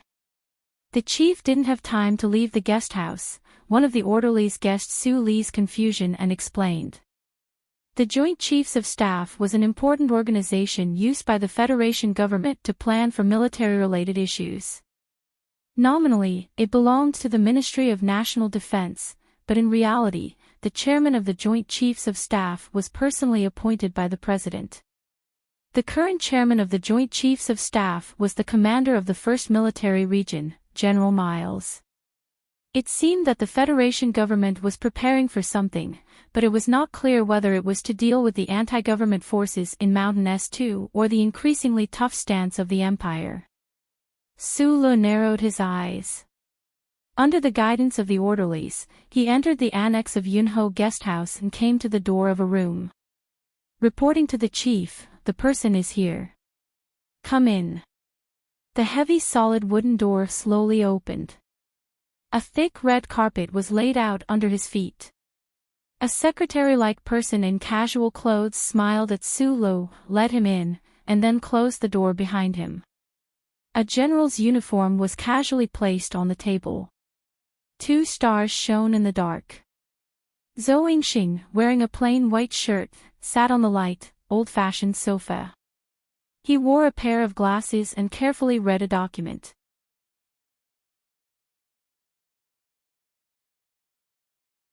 Chapter 224. He had no desires, so he was strong. If he did not have a guilty conscience, he would be able to sleep peacefully even if the cold wind hit the iron door in the middle of the night. The mother and daughter in the Army General Hospital might be pitiful, but this had nothing to do with Su Lu. It could even be said that the role he played in this matter was very commendable. The general on the sofa knew this very well, so logically speaking, Su Lu should not feel nervous or pressured when facing Zhou Yu's father.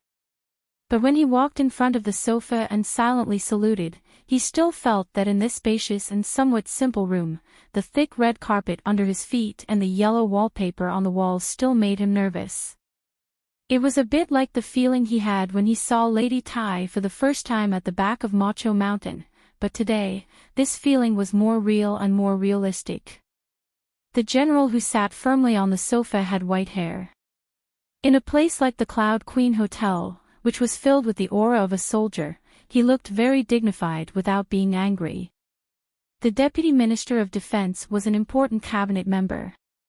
In the political system of the Federation, he was also a very important person. But in terms of real strength, he was actually far from being comparable to the president of the same rank, or the 3-star female general of the Federation Space Fleet. But Deputy Minister Zhou on the sofa was different. At the beginning of the year, there was an assassination at the Linhai State Gymnasium. Deputy Minister Yang Jingsong committed suicide. In order to calm this political storm and to answer to the Tai family, Zhou Yingxing took advantage of the situation and sat in this position. Because of political factors and the exchange of interests, it was very difficult to get respect in a place like the federal military, which was based on seniority. But after only half a year, he began to steadily exert his influence in the military. This general's ability under his quiet appearance was evident. If that was all, it would be fine, but the problem now was that everyone knew that after this year's presidential election, if Senator Pabre was successfully elected president, the man on the sofa would become the Minister of Defense. Only one word was missing. Unless a great war broke out and the president put on the marshal's uniform, he would become the supreme chief of the federal military in name. Su Lu stood quietly in front of Zhou Yingxing. Zhou Yingxing seemed to be dealing with an urgent document, or perhaps he just wanted to leave the young man hanging. No matter what the intentions were, Su Lu didn't care. He just happened to be using this quiet time to observe the other party and calm himself down. Anyone would be nervous standing in front of the future leader of the federal military. More than 10 years ago, when the Federation's expeditionary force conquered a resource planet of the Empire, an earth-shattering explosion destroyed the hope of the expeditionary force. The Federation soldiers suffered heavy casualties, and their supplies were difficult to replenish. At the critical juncture of the Empire's counterattack, the entire army could be annihilated at any moment. At this time, Zhou Yingxing, who was only the temporary director of the logistics department of the Joint Operations Force, risked the risk of being court-martialed and forcefully ordered the Third Fleet to make a hard landing on the planet's surface. In the end, at the cost of losing 2 Enterprise-level warships, the remnants of the expeditionary force that remained on the planet's surface organized an effective defense, which bought precious time for the final evacuation of the entire army. Su Lu recalled the resume of the general in front of him. That swift and decisive order gave Zhou Yingxing a place in the hearts of the old people in the federal military. However, this person was ultimately a technocrat. He had spent many years in the General Assembly base and had never been on the front lines to command a large-scale battle alone. This should be his biggest weakness for being promoted to the position of Minister of Defense. Just as Su Lu lowered his head to think, the general on the sofa finally raised his head. He rubbed his somewhat dry eyes and said calmly, "Sit down. President Sieg will come to listen to the report of the joint conference in the afternoon. I have to review it first." This sentence roughly expressed Deputy Minister Zhou's attitude. I didn't mean to give you the cold shoulder.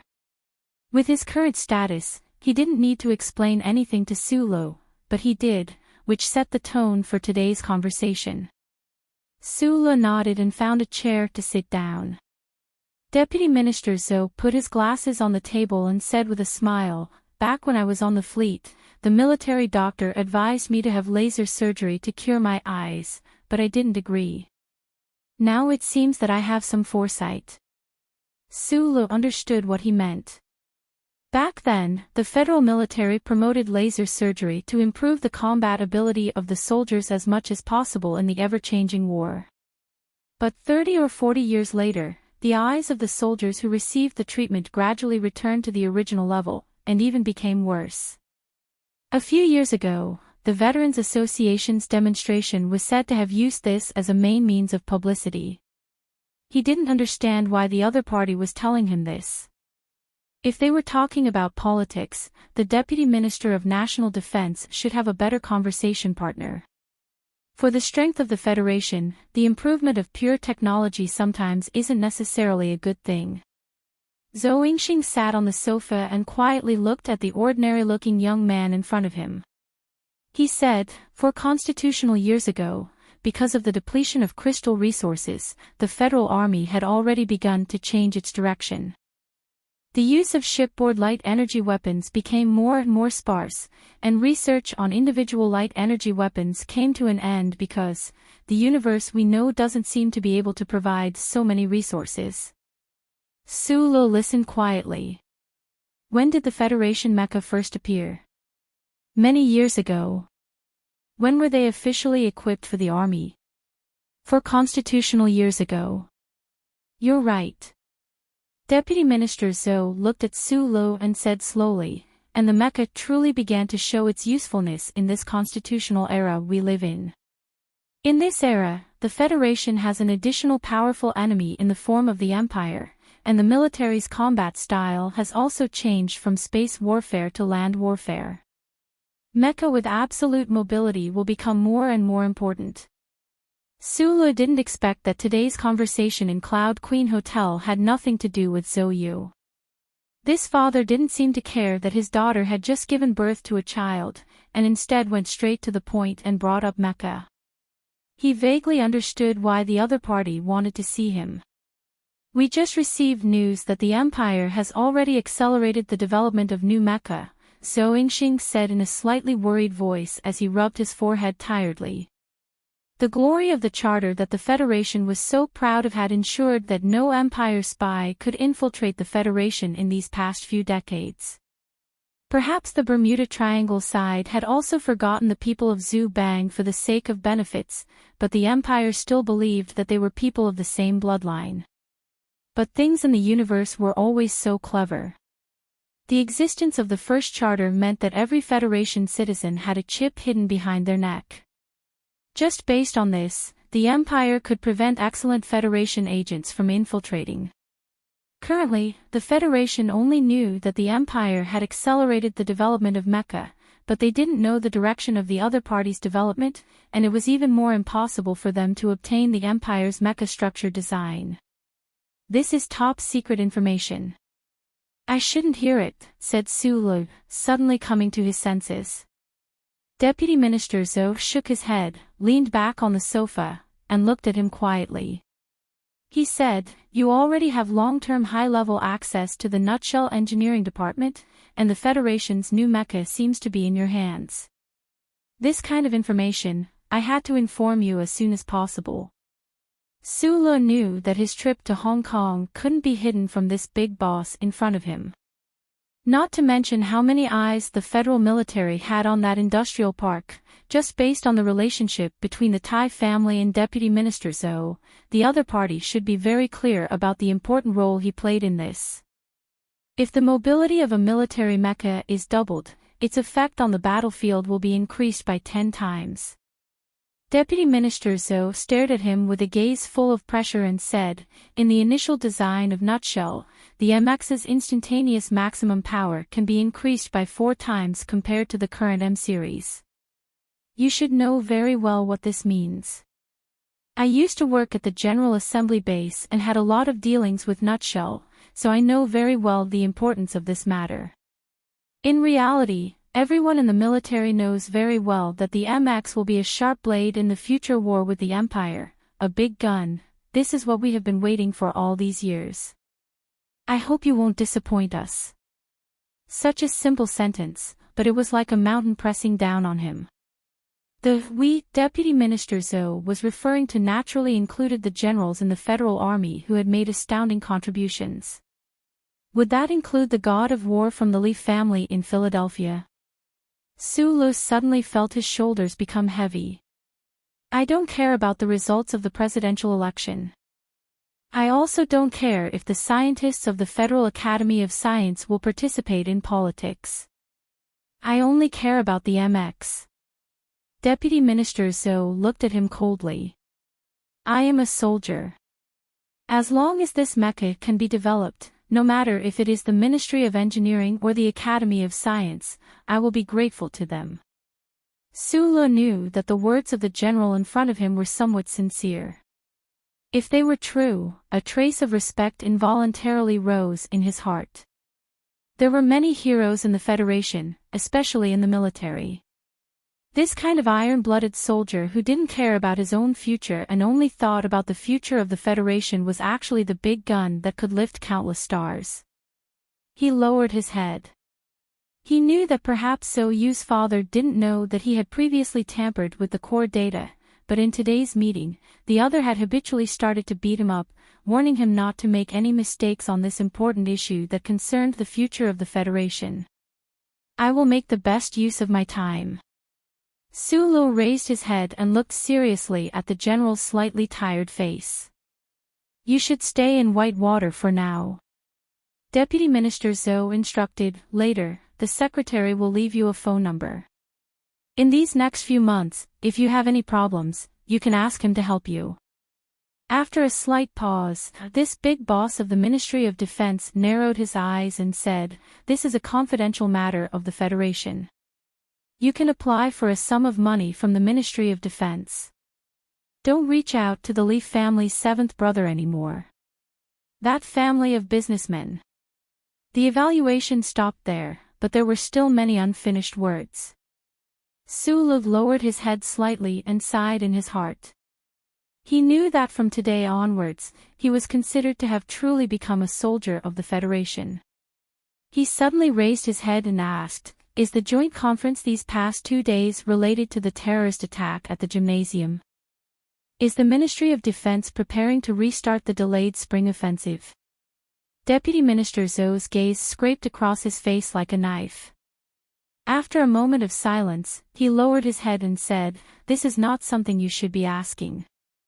Su Lu pressed lightly on his phone through his clothes and suddenly said, I think that incident was done by Senator Macklin.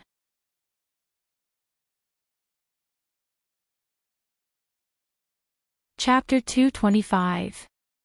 Even Su Lu himself didn't know why he said such a thing. Zhou Yingxing slowly raised his head and looked at him, but he didn't say anything. He put on his glasses again, lowered his head, and began to carefully read the document that required Mr. President's review. Silence sometimes represented one's attitude. Su Lu believed that this deputy minister didn't know the inside story of the incident at the beginning of the year. Tai Ziyuan's whereabouts were leaked by Zhang Xiaomeng, and Zhang Xiaomeng was someone from Senator Macklin's office. However, the other party was still silent, which meant a lot of things. He lowered his head tiredly and didn't say goodbye. He silently turned around and left. After he left the room, Deputy Minister Zhou raised his head again and put down the document in his hand. Some complicated emotions floated in his eyes. The terrorist attack in S2 Mountain Ring 4 State had shaken the entire Federation. Both the Federation Investigation Bureau and the military were secretly stepping up the investigation. The most important thing was that the Bureau of Proclamation had some faint clues, but he couldn't say anything to Su Lu. Still thinking about that little girlfriend. Zhou Yingxing gently stroked the white hair on his forehead and smiled. The incident in Linhai State had already ended. Since that madam's anger had been quelled, no one would open the lid of the pot. Although that incident might be related to Senator Macklin's office, the real assassins were indeed Deputy Minister Yang and the hot-blooded soldiers of the 2nd Military Region. No one could completely figure out what Councillor Macklin was thinking about in this matter. It didn't make sense to say that Senator Macklin wanted to go against the Thai family. This included the terrorist attack this time. That old man was a very politically intelligent person. Making a mess in the Federation and increasing the conflict between the Federation government and the anti-government army was not in line with his long-term interests. Deputy Minister Zhou rubbed his forehead tiredly. He felt that although Su Lo was calm, he was still too hot-blooded and had too many hot-blooded habits. His words were too irresponsible. However, why did this little guy remind him of this? Did he find some clues? He closed his eyes and muttered to himself in a voice that only he could hear, "A soldier can have his own thoughts, but an army can never have its own thoughts. Su Lo, you must understand this in order to become a true soldier of the Federation." Macklin was like those perfect political figures who had appeared in the history of the Federation. He was always able to distance himself from all the dark incidents that happened in front of him. Even if there were people who doubted him, they could only remain silent in the face of his high reputation and qualifications, and in front of the voters who supported him. After Su Lo had said those words earlier, he knew that they wouldn't have any effect. The higher the position of an important person, the more careful they would be when expressing their opinions. In a situation where there was no concrete evidence, no one would express biased emotions. Deputy Minister Zhou's silence was to be expected. That secretary had been waiting for him outside the door. When he saw him come out, he smiled and led him to an office on the side of the building. His military boots made no sound on the soft red carpet. Su Lo followed behind this secretary. Those fully armed guards standing on both sides of the corridor saluted silently and forcefully. The military hierarchy was strict. The scene of saluting along the corridor made Su Lo feel a sliver of respect he had never felt before. He clenched his fists lightly to calm himself down, telling himself that this was only because he had the data related to the MX Mecha in his head. In that office, Deputy Minister Zhou's secretary took out a folder from a safe and handed it to Su Lo. He smiled and said, "This contains a pass from the Ministry of Defense, as well as a promotion order. As for the issue of access, use the pass to apply for it the first time you go there. Also, your current personnel file is still temporarily in Nutshell, but you will be under the dual jurisdiction of Nutshell Corporation and the Ministry of Defense." Su Lo took the folder and opened it. He skimmed through it quickly and saw that there was a pass, a standard official letter, and a pair of eye-catching epaulets. Right now, other than the position of Nutshell Corporation's third-level technical supervisor, you also have the corresponding authority as a technical officer of the Ministry of Defense's General Assembly base. Although you are only a captain, the ministry has given you extra authority. The secretary's expression was grave as he said seriously, "Deputy Minister Zhou has instructed that he will not care about your relationship with the Academy of Science. However, since you don't want them to know that you are involved in mecha development for now, then it's best to use the General Assembly base's authority sparingly." Su Lo listened intently. Since this secretary had spoken so bluntly, he must be a trusted aide of Zhou Yingxing. He closed the folder again and thought for a moment before saying, "If nothing happens, I shouldn't need to use it within this year." As he spoke, he quickly looked around the office and saw that there was a military uniform hanging on the hanger. The epaulets on the uniform indicated that the owner of the uniform was already a major. This office clearly belonged to this secretary. Su Lo couldn't help but be surprised. Even the secretaries of the Minister of Defense were rarely as ridiculous as a major. The secretary noticed his gaze and explained with a smile, "I followed Director Zhou from the General Assembly base all the way here. I've earned my rank, but I don't have a suitable position yet, so I've been following the old chief." Su Li's heart skipped a beat. He knew that if Zhou Yingxing was able to take charge of the Ministry of Defense in the future, this secretary in front of him would definitely have a meteoric rise. He had just gone to Hong Kong 4 days ago and entered the Nutshell Corporation's engineering department. Today, he had received the promotion document and the relevant authority from the Ministry of Defense. It must have been done overnight. This secretary in front of him must have put in a lot of effort. What's your surname? My surname is Jiao. You can call me Secretary Jiao. Of course, if you want, you can also call me Brother Jiao. This secretary was obviously good at talking. He didn't seem like someone who had been following a leader for a long time. Su Lu reached out his hand and said with a smile, I should call you sir. Major Jiao shook his hand and said seriously, I believe that if MX can succeed, you will become the youngest major in the history of the Federation. Walking down from the Cloud Queen Hotel, there were already many black official cars parked in the courtyard. Under the illumination of the morning sun, dozens of officers stood silently around the courtyard. President Sieg shouldn't have arrived yet, but the big shots of the federal military should already be waiting in the hotel. Su Lu lowered his head slightly and narrowed his eyes. He followed behind Major Jiao and walked past these officers. These officers were either captains or majors. There were even a few lieutenant colonels. If they were in any other place in the Federation, these officers would certainly be respected by the people and feared by the officials. However, at this moment, these officers could only temporarily act as bodyguards around the heavily guarded Cloud Queen Hotel. Seeing this scene, Su Lu couldn't help but laugh at himself when he thought of the captain epaulets in the folder under his arm. He felt a little embarrassed for his previous faint excitement. Becoming a federal military mechanic engineer was one of his 2 dreams since childhood. Now that he was a technical captain in the Federal Army and also had the authority of the General Assembly base, it was inevitable that he would feel some satisfaction from his dreams turning into reality. At the entrance of the Cloud Queen Hotel, Major Jiao said a few words to the guard and showed him his credentials and warrant. He turned around and said with a smile, "You can go now." Last night, leaning against So Yu's bedside, worried that he would startle the child who had just been born a few days ago, Su Li's quality of sleep was actually very poor. He was dragged to the Cloud Queen Hotel early in the morning. While his mood was relaxed, he was actually a little sleepy. The morning sun passed through the green leaves of the big locust trees around the hotel courtyard and turned into countless light spots.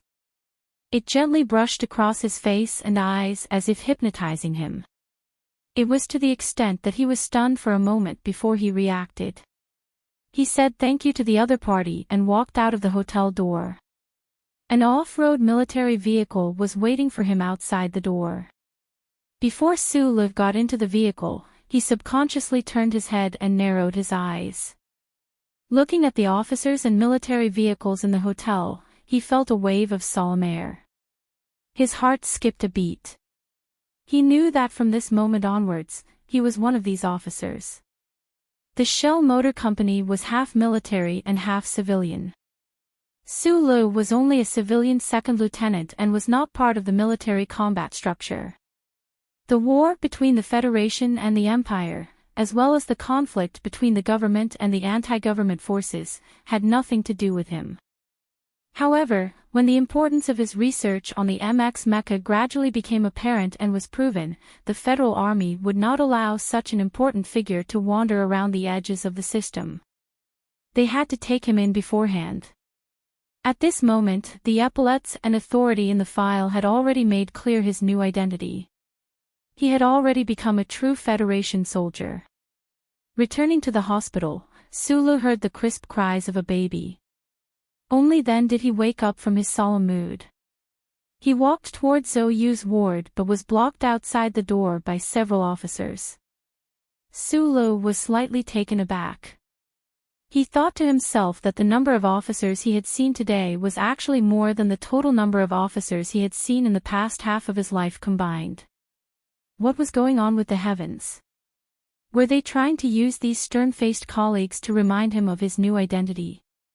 Those officers blocked him outside the ward without any trace of politeness. Their actions were so natural and natural, exuding an air of arrogance that could only be found on the battlefield. Arrogant soldiers might suffer many defeats, but if they were not an army that always won, they probably would not have developed the habits of being soldiers in the army. Su Li's brow furrowed and he said, "Please make way." One of the officers recognized Su Li. Thinking of the other's relationship with the young lady in the ward, he smiled somewhat awkwardly and said softly, "I'm really sorry, I didn't recognize you just now. Please come in." Su Li saw that this officer looked rather familiar, as if he had seen him somewhere before. After thinking for a bit, he remembered that it was that night in the Linyuan. This officer seemed to have come with that person. Since the other party was blocking the door outside the ward, that person must be in the room. A faint sense of vigilance welled up in his heart. He directly pushed open the door of the ward and walked in. At first glance, he saw the lieutenant colonel sitting next to the bed. This was because although this lieutenant colonel was only sitting on a chair, that tall and full of strength made him look like he was standing. Looking at this person's back that was like a stiff bow stretched out and his side profile that carried a trace of youth, Su Li's eyes narrowed. The madman Li who had beaten and been invincible in the military.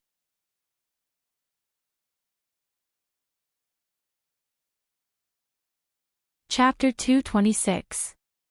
Looking at that figure, Su Li thought of the conflict in Linyuan that night. This young lieutenant colonel's terrifying combat strength and even more so, he thought of the other party's grandfather, the military god worshipped by the federal military as a god, the old man the uncle spoke of. He also thought of what Secretary Jiao said in Cloud Queen Hotel earlier that he might become the Federation's youngest field officer after the new year. However, not far in front of him, Madman Li, who didn't take human life seriously, was the one who held the record for being the youngest field officer in the Federation. Moreover, from the looks of it, this record would probably be very difficult to break.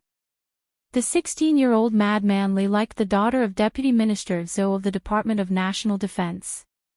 This wasn't a secret in the upper circles of the capital.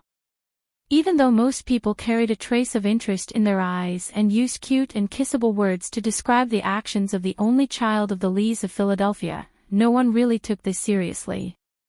However, Su Li, who had endured Madman Li's terrifying power in Linyuan, knew that this young lieutenant colonel really did have these thoughts. With this as a prior reason, Madman Li came to the hospital to visit Zhou Yu, who had just given birth. Even though there was still a bit of an awkward feeling, it was still acceptable. Tai Yuan is a sick ghost. If you like him, then you really are blind. There's no way you like Su Li, a guy who's as thin as a stick of firewood. Madman Li sat in front of Zhou Yu's bed very seriously and said, "Also, the two of you still haven't held a wedding. I've always felt that this matter is a bit strange.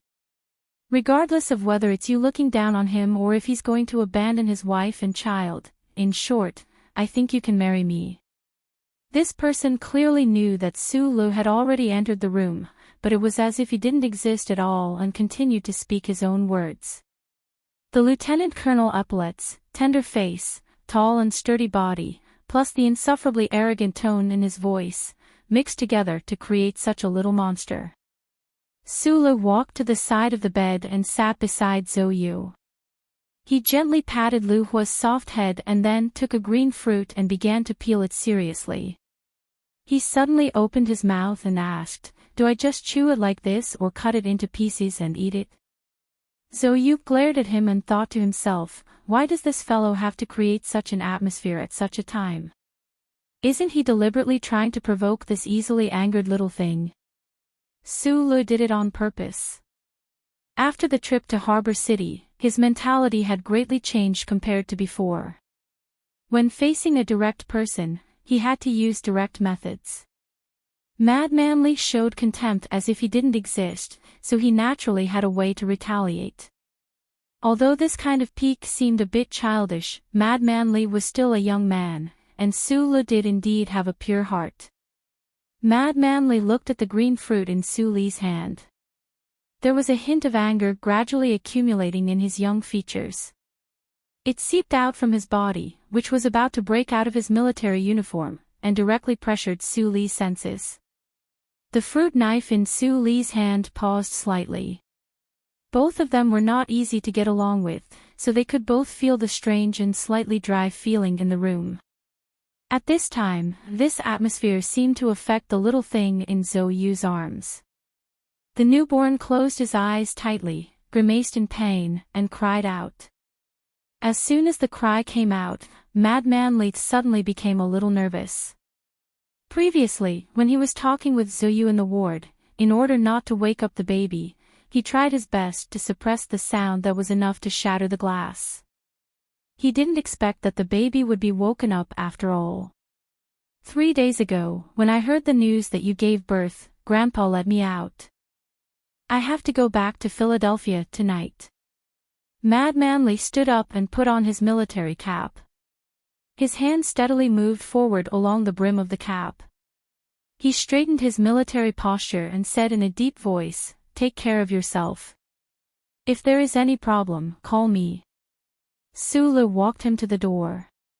The military officer outside the door saw that the two of them didn't fight like the previous time and heaved a sigh of relief. He stood at attention and saluted. He said, reporting, "The helicopter is ready. It is ready to take off."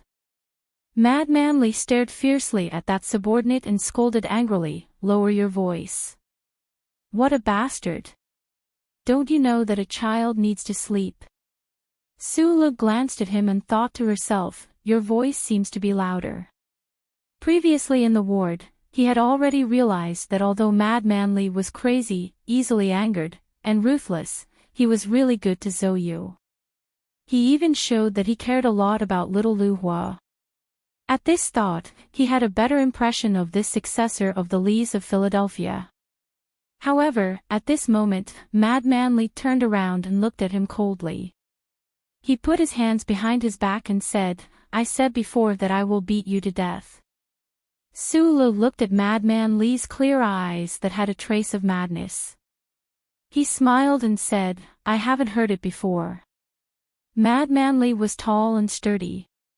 At the age of 16, he was already half a head taller than Su Lu. He looked down at Su Li's hateful face and said word by word, "At this time, you heard it." Su Lu looked at him quietly. After a while, he suddenly asked, "Does your throat still hurt?" Madman Li narrowed his eyes, as if he would attack Su Lu at any time in this quiet corridor. That night in Linyuan, he knew that this seemingly inconspicuous civilian second lieutenant had close combat skills that could match him. However, with his iron-blooded aura that had been nurtured on the battlefield for many years and his personality that killed without blinking, Madman Li did not know how to write the word retreat. He even thought that that night in Linyuan, it was because he had underestimated his opponent too much. However, that night, Su Lu had been shocked until his gums bled from the 3 attacks, while Madman Li had vomited blood as if his chest had been cut by a knife. He was an invincible figure in the army, but he had still lost. Su Li's question pointed directly at Madman Li's vital point. Madman Li was silent for a moment before he turned and left. This little brat wants to imitate a famous general with his hands behind his back. He clearly doesn't use his brain to do things, but he pretends to be a scheming and astute person. Su Lu accurately divided the green fruit into a dozen pieces and put them in a bowl. He took out a tissue to wipe his hands and shook his head. If Li Feng is really a youth with extraordinary talent in combat, do you think he can live so well on the front lines all these years? Zhou Yu looked at him with a trace of melancholy. Su Lu thought so and threw the tissue into the trash can beside him. He raised his thick eyebrows and said with a smile, "After all, he is only 16 years old. He can make such a big name. On one hand, it is because of his family.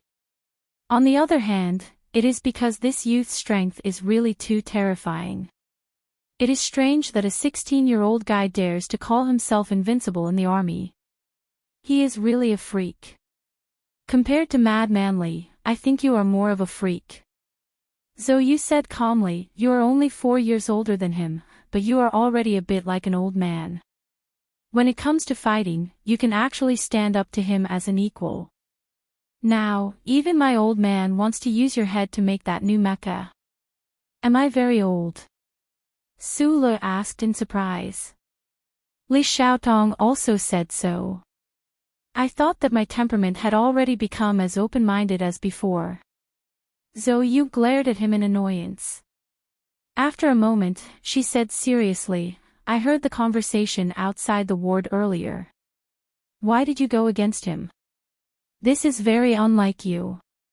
Besides, the other party is someone from the Lees of Philadelphia. As long as that old man is still around, the entire Federation has to give his family some face. Would he really dare to kill me in broad daylight? Mad Manly, Mad Manly. Once he goes crazy, what doesn't he dare to do? Zhou lowered her eyes slightly and said, don't blame him for being violent. Anyone who was thrown into the army when they were just 12 years old and stayed on the front lines for a few years will also become a little strange. You should know that Li Feng being able to become the youngest major in the Federation has nothing to do with the war god. That was truly done by him piloting the M52 mecha and fighting against the Empire's special forces. Zhou glanced at Su Lo and said worriedly, Mad Manly has been on the front lines for 3.5 years. He single-handedly killed 27 level 1 pilots from the Empire's Royal Special Forces. This kind of person is used to blood. You shouldn't provoke him. Su Lo listened to the young lieutenant colonel's battle record and couldn't help but frown and sigh. He had also started killing when he was 10 years old. After escaping to the capital ring, he had also killed several people. However, Mad Manly had killed pilots from the Empire's Royal Special Forces on the battlefield. These two battle records were on a completely different level. Su Le took out a double-headed silver fruit stick and placed it in a bowl. He handed it to Zhou and said, if there comes a day when he really wants to kill me, I won't let him do it just like that. Zhou looked at him carefully holding the bowl and her heart softened. She warned him seriously, the problem is that he has a gun. Su Le smiled and thought of the first time he met this girl beside him. He said mockingly, that's right. As a son of the military, he can do whatever he wants in the Federation if he has a gun. Without a gun, he can't do anything. Zhou understood the hidden meaning in his words. She snorted and didn't say anything else. She changed the topic and said, since father is so anxious to see you, it seems that the matters at the engineering department are really urgent. You shouldn't stay in the hospital all the time. Although the summer sun outside the window was scorching, it had become much gentler after being filtered by the light-absorbing membrane. Little Lu Hua, who had just finished his vaccination, was immersed in a sweet dream. He didn't care about the light spots that were floating around like fireflies. Of course, the little guy had just learned how to open his eyes as a form of entertainment. Before he slept, he even showed Zhou and Su Lo that he was turning a blind eye. Instead, it was Su Lo who was disturbed by the light spots. He lowered his head to look at the sleeping baby and said softly, then I'll go back first. Zhou nodded lightly. Previously, she had already heard all the details of Su Li's trip to Harbor City from him. While she was shocked by the structure of this guy's brain, she also knew that the current situation was coincidentally at a crucial point. Don't underestimate me. Zhou lifted her chin slightly and said, and don't look at me with your nice guy mindset. But we have to think of a solution for this. Su scratched his head and looked at the child beside her. He thought of the auntie he saw this morning and Zhou last night. You are really very boring, do you know that? Zhou said, since you have already given birth, what are you worried about? If someone asks, just say that we will talk about it when the child is older. Don't you know how to delay things?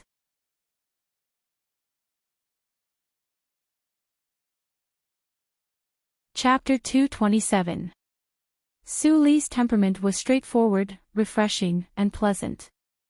Although he had become somewhat taciturn in the past 6 months due to the death of a certain girl, after the trip to Hong Kong, he had gradually shaken off those gray emotions. His smile was gradually as cheerful as before, and his speech was gradually as amiable and pleasant as when he was young. Therefore, it was really difficult for him to delay this matter. However, he was also clear that in the eyes of everyone, he was Zhou Yu's biological father. However, this was not the truth.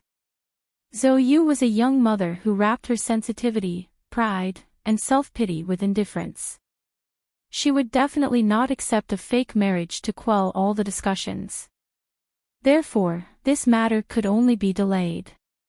How long would it be delayed? Perhaps it would be delayed until Shi Qinghai came back and was no longer a fugitive from the Federation. This was a very difficult situation. Su Lu had no other choice but to wait. He did not tell Zhou Yu that Shi Qinghai had contacted him last night, because it was meaningless. He only hoped that what Shi Qinghai was doing now, and what he was going to do, would be able to suppress Senator Macklin and the forces around him. He would be able to reveal the truth, and give Shi Qinghai a chance to be reborn. On the way out of the Army General Hospital, he met Li Xiaotong, who was holding a large bouquet of star flowers. Perhaps it was because old 7th of the Li family was coming to the General Hospital, so he was wearing a military uniform. It was very different from his usual attire. The well-ironed military uniform matched with this person's slightly cold aura, which made people feel that he was somewhat handsome. Li Xiaotong was not surprised to see Su Lu here. He said with a smile, "I'm here to see Zhou Yu. You won't object, right?" Su Lu looked at the military uniform on Li Xiaotong and shook his head with a smile. These days, Su Lu and Li Xiaotong had a lot of contact. Although the two people's status was very different, their temperaments were somewhat similar. Although Li Xiaotong had never expressed his interest in Zhou Yu during the banquets in the nightclubs, Su Lu knew this in advance, so he didn't feel strange when he saw Li Xiaotong's arrival. He just thought that if Li Xiaotong had met Madman Li earlier, the scene would have been very interesting. Li Xiaotong explained, "I have a position in the 1st Military Region, so of course I don't have to wear a military uniform."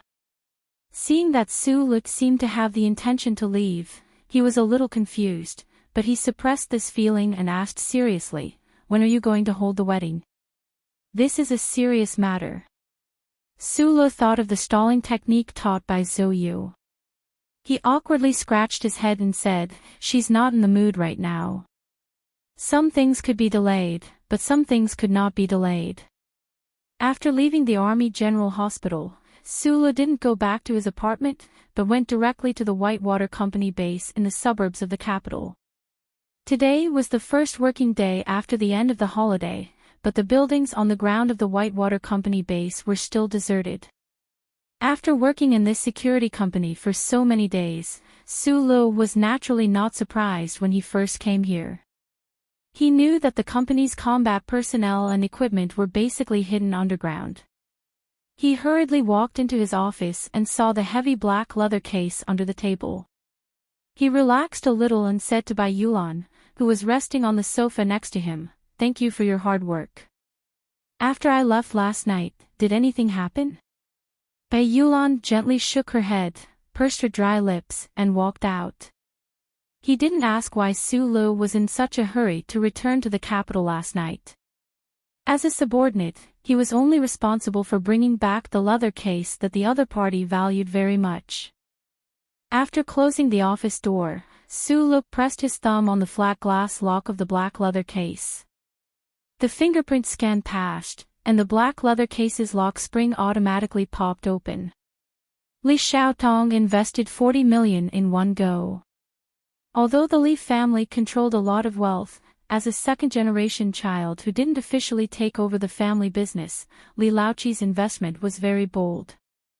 Su Lu received 40 million. Except for the 20 million he gave to buy Yulan, the rest of the money was used to buy the precision materials he needed in the Federation's black market.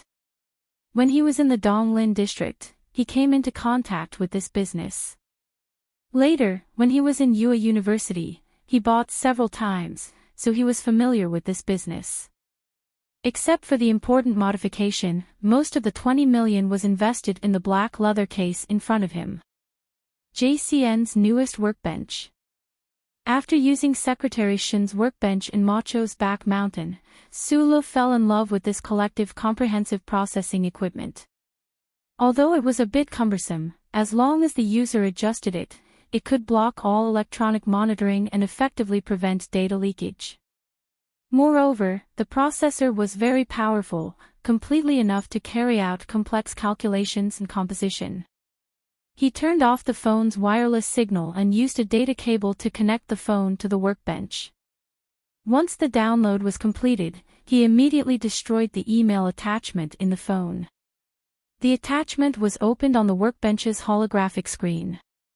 The first picture was of a middle-aged man wearing a synthetic sweater in a park, talking to a blonde woman. There was still snow on the park bench, so the time of the photo should be winter. The following pictures were more or less the same content, but the participants of the conversation were no longer the two people from before. Under the picture was a table with some complicated data. He didn't know what it was for. Sulu squinted his eyes and carefully compared it. In the end, he confirmed that it should be the flow of funds. The problem was, if this was the funds used by Senator Medellin's office to plan a secret operation, then it definitely wouldn't go through the Federation's financial system. How did Shi Qinghai get it? After quickly browsing through the table, Su Lu saw a few audio files in the document. He put on his headphones and pressed play. He tilted his head and listened carefully to the conversation that was obviously secretly recorded. His expression gradually became serious in addition to the photos, audio files, and the direction of the flow of funds. There were a few confession documents. However, on those documents, there were no witnesses' signatures, only a few blood-red handprints. Sulu carefully looked through everything again, then leaned back in his chair, closed his eyes and began to think. He looked calm, but his slightly trembling hands behind his head revealed his true emotions at this time.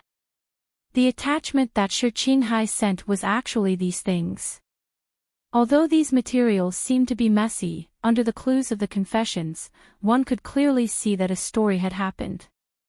In the late autumn of the 66th year of the constitutional calendar, Senator Medellin's office issued an order to those hidden in the dark to begin searching for Tai Yuan's whereabouts.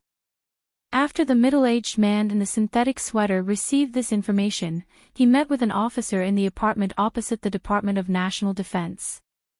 He used this information to lure the other party to launch an attack at the Linhai State Gymnasium.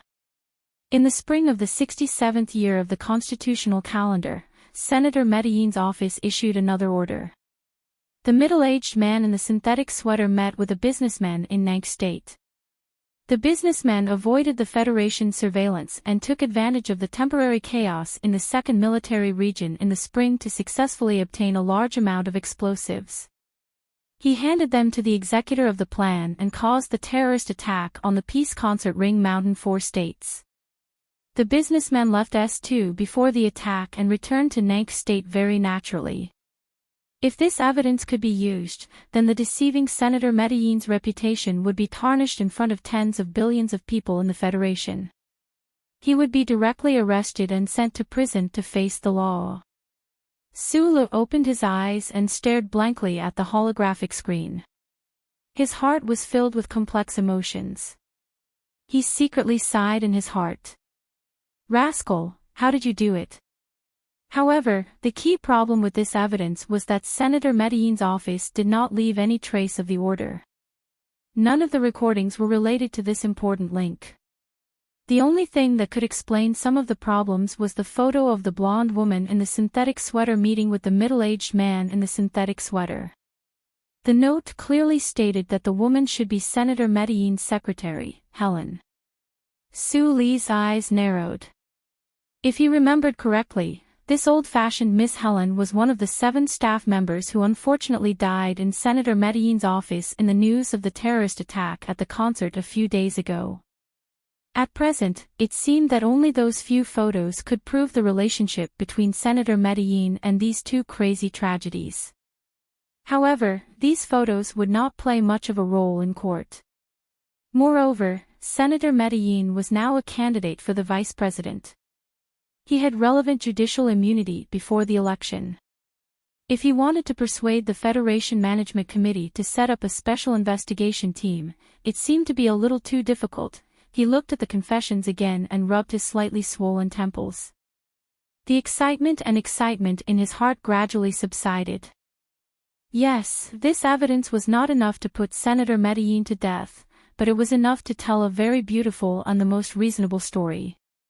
It was enough to make the voters of the Federation question Senator Medellin. And if the Federation government also accepted this evidence, with the powerful power of the government, it was impossible that they could not find some of the things that they really needed. He could imagine how much effort and how much risk young Master Sure had to take in order to obtain these extremely valuable materials. The middle-aged man in the synthetic sweater who gave the confessions and the businessman from Nankashou had probably died at the hands of Shi Qinghai. When dealing with such professionals, the trial of the Federation and the questioning of the inspection department would not be of much use.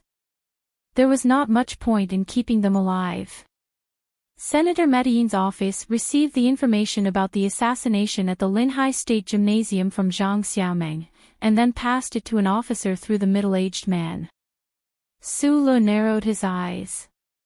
If this matter had to be brought to court, he could testify for the first part of the process, but what about the second part?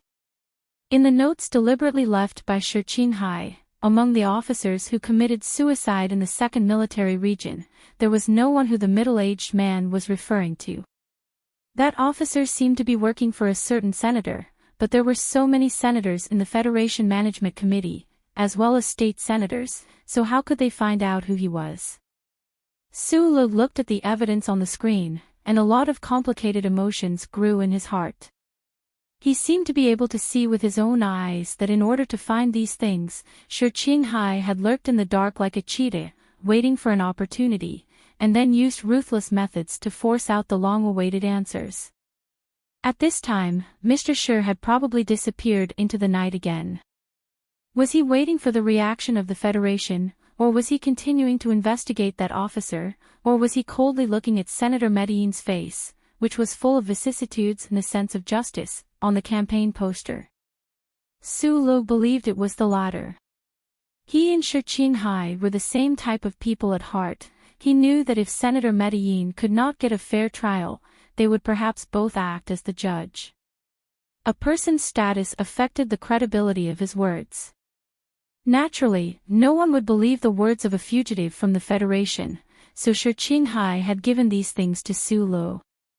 Of course, before the MX Mecha appeared in front of the Federation citizens, Su Li's words would not carry much weight. However, Shi Qinghai knew that Su Lu had some channels that he did not currently have. Su Lu closed the workstation, used his cell phone to make a call, and said, "Hello, I have some things here that you should be very interested in." Secretary Shin's eternally calm voice came from the other end of the line. "Do you want to meet me in person?"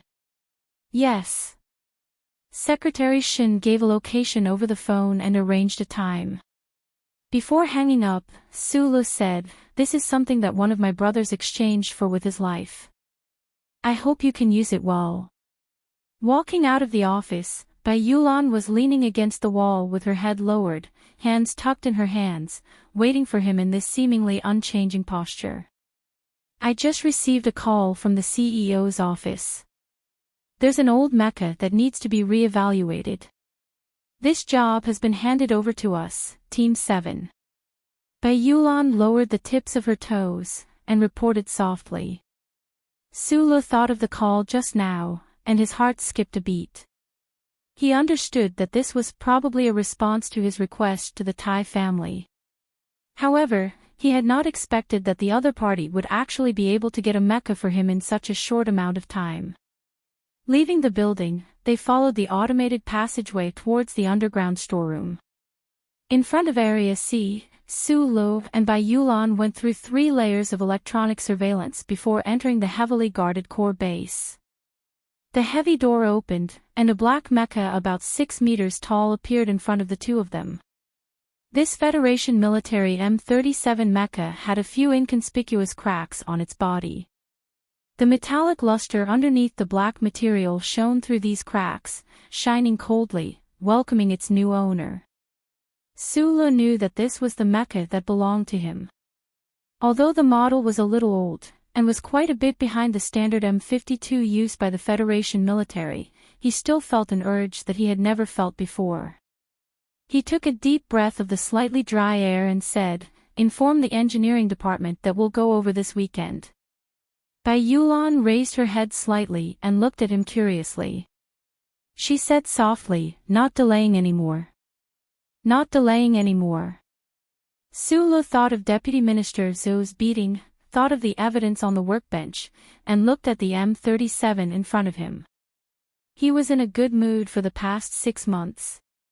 He said loudly, "I'm in a good mood, so I won't play with them anymore."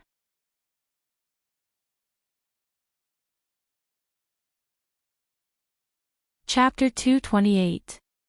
When Su Lo and Bai Yulan walked in front of the black M37 mecha, the barred galaxy, 594 light-years away from them, the administrative planet of the Federation's region S3, which was close to the plateau but bordered the East Sea, was about to welcome the most dazzling rays of light at noon. Dressed in a black suit, Butler Jean hung up the phone and walked along the corridor made of wooden planks to the ancient-looking building halfway up the mountain. This was an ancient imperial-style temple. During the constitutional era, the Federation intentionally or unintentionally erased all traces of the imperial dynasty. Only a few old buildings in remote areas were preserved under the strong request of certain experts and scholars.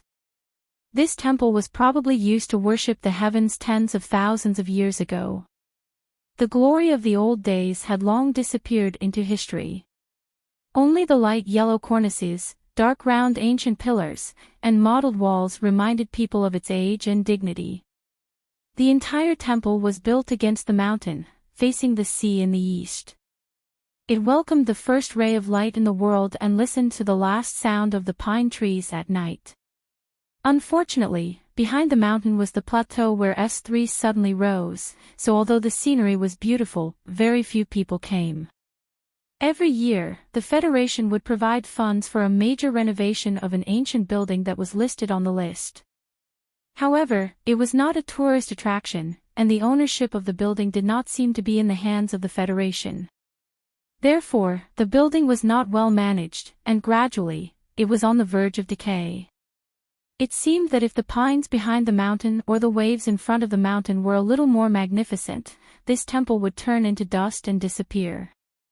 The blazing noon sun shone on the glazed roof, reflecting an uncomfortable light. Butler Jean lowered his head and stood outside a small room at the side of the temple. He said softly to the woman who was busy in the room, "Shunli is going to meet Su Lo tonight. I heard that Su Lo has something important that might be related to Macklin." When the woman heard this, she did not have much of a reaction. Her head was still lowered as she chopped onions and garlic on the chopping board. The slender and sharp knife in her fair hands fell rapidly on the chopping board, producing a dry and annoying sound. Along with the sound, the onions and garlic turned into flowers and crumbs, which gradually piled up into a pile. Butler Jean waited quietly. He knew that every time Madame was doing chores, no one was allowed to disturb her except for the Crown Prince. However, the news that Shunli had sent over today seemed to be related to Macklin. Since it involved the Federation's presidential election, he had to report to Madame immediately. Butler Jean was momentarily perplexed as he watched Madame Tai's busy figure and the trace of a calm smile on her face. How many years had he watched Madame Tai like this? Even if it could affect the Federation's presidential election, he could not let this woman's emotions fluctuate too much. She was the most powerful woman in the Federation. Was she born with such a temperament? As the oil heated up, the onions and garlic boiled, and the mutton slid into the pot. An exotic aroma filled the room beside the temple. Not long after, Madame Tai scooped out the food in the pot onto a plate. Only then did she sigh softly and wipe away the few drops of sweat on her slightly red cheeks with satisfaction. She sat casually on the stone platform of the temple. Two obedient and quiet maids had already prepared bowls, chopsticks, and white rice. There was a stone table and a futon. Madame Tai sat in front of the stone table. The tip of her chopsticks picked up a piece of mutton with a numbing aroma and put it into the rice. She carefully took a bite. After tasting it for a while, she smiled and said, "The next time Ah Yuan comes back, he'll definitely tell me that my culinary skills have improved." Butler Jean remained silent as he stood behind her. Although the afternoon sun was blazing, there was wind in the mountains, so it was not too hot. After finishing a bowl of white rice and half a plate of mutton, Madame Tai's nose was still dripping with sweat. The maids beside her brought over water and a towel. After freshening up, the maids cleaned up the bowls and chopsticks and retreated far away. There was a teapot and 2 teacups on the stone table. Madame Tai poured a cup for herself before gently pointing at the other empty cup. Steward Jean stepped forward and poured a cup for himself as well.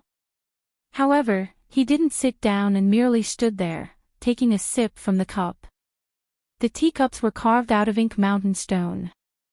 The natural color of the stone revealed traces of black silk that made one's heart feel cold. The material was expensive and uncommon. The tea was frozen tea from the Meng Mountains. It was wrapped in the unique scent of the snowy mountains. After it was washed with water, it was deliberately cooled for 20 minutes. Now that it was poured out of the pot and frozen in the ink mountain stone cup, it was tasteless. When it entered the throat, a faint fragrance seeped out. Butler Jean silently savored the taste between his lips and tongue. Holding the slightly cold ink mountain stone cup between his thumb and forefinger, the slight trace of anxiety in his heart disappeared without a trace. His standing posture also became much more stable. "How's the investigation in the Donglin district going?" Madame Tai slowly put down the teacup. She no longer looked at the sea in front of the mountains. Instead, she glanced at the window under the eaves at the corner of the temple from the corner of her eyes. There seemed to be someone looking at her from there. Butler Jean was not surprised that Madame Tai was not concerned about the presidential election and was instead concerned about the incident in the Donglin district 2 years ago. Although he did not know the inside story of the incident, he vaguely guessed that the heavy expression on Madame Tai's face was related to Professor Jean. Furthermore, he was also shocked by the results of the investigation and was preparing to report back immediately. "Donglin is too far away. I only had time to make a long-distance report." Butler Jean knew that Madame Tai was very concerned about the realism of seeing someone face to face. However, there was nothing he could do about this. He said softly, "After Yu Feng escaped the Federation's arrest warrant, he changed his name to Feng Yu and opened a repair shop on Heshi Province's Xianglan Avenue." Under normal circumstances, Butler Jean would have thought that his report this time was too unimportant. This was because he did not know the relationship between the defected mechanic and Professor Jean. However, this was Madame Tai's main concern. Therefore, he followed the information in the report and reported it in detail from the beginning, even though Madame Tai already knew most of the information. Madame Tai sat quietly beside the stone table. Her sitting posture was different from that of anyone else in the Federation. Her body was slightly bent backward, pressing down on her own legs. It seemed like she was in a kneeling position, but her waist was extremely straight, like a white poplar tree. Her slightly loose light-colored hemp garment covered the pair of cloth shoes on her feet, completely hiding the curves of her body that were still extremely well-maintained. She listened seriously and carefully to Butler Jin's report. On her quiet and peaceful face, the pair of eyes gradually lit up. A fugitive from the Federation who was designated as the top priority by the Bureau of Proclamation was actually able to endure loneliness and stay on that barren mineral planet for more than 10 years. He even took in an apprentice. Madame Tai's lips curved into a cold smile. There was an apprentice in Yufeng's repair shop. His name was Su Lo. At the mention of this name, Butler Jin paused slightly. He glanced at Madame Tai's side profile and saw that she did not appear to be shocked. Only then did he continue quietly. There are many witnesses in the area who can attest to this. At first, I was very shocked, but I didn't think that Su Lo was the current Su Lo. Because according to the Bureau of Proclamation's records, that orphan Su Lo from the Donglin district has already been confirmed dead by the charter. Because he was the top priority, the central computer carried out the strictest verification. No one within the Bureau of Proclamation was able to tamper with his death. After a long silence, Butler Jin said, "So, from a legal point of view, according to the Federation's records, that Su Lo was already dead 2 years ago."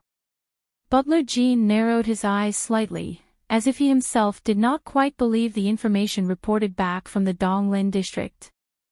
He lowered his head slightly and said softly, "But, when the staff took out Su Li's photo for verification, the residents of Xianglan Avenue and Gula Street all insisted that Su Lo was Su Lo. Su Lo was Su Lo." This was a very interesting sentence pattern. Madame Tai quietly placed her hands on top of each other on her lap. She quietly stared at the S3 deep East Sea in front of the mountain temple and asked softly, "It's already been 2 years. How can those residents still be so sure?" When comparing the photos, although that Su Lo from the Donglin district and this Su Lo look extremely similar, there are still some differences between their facial features. Butler Jin bowed and replied, "Their facial features are extremely similar, and then there's the smile." Those residents of Hishi district seem to have a hard time forgetting that smiling young helper in the repair shop. It said that when Su Lo was in the Donglin district, he was very popular with the neighbors. Madame Tai did not expect this to be the reason. She could not help but laugh.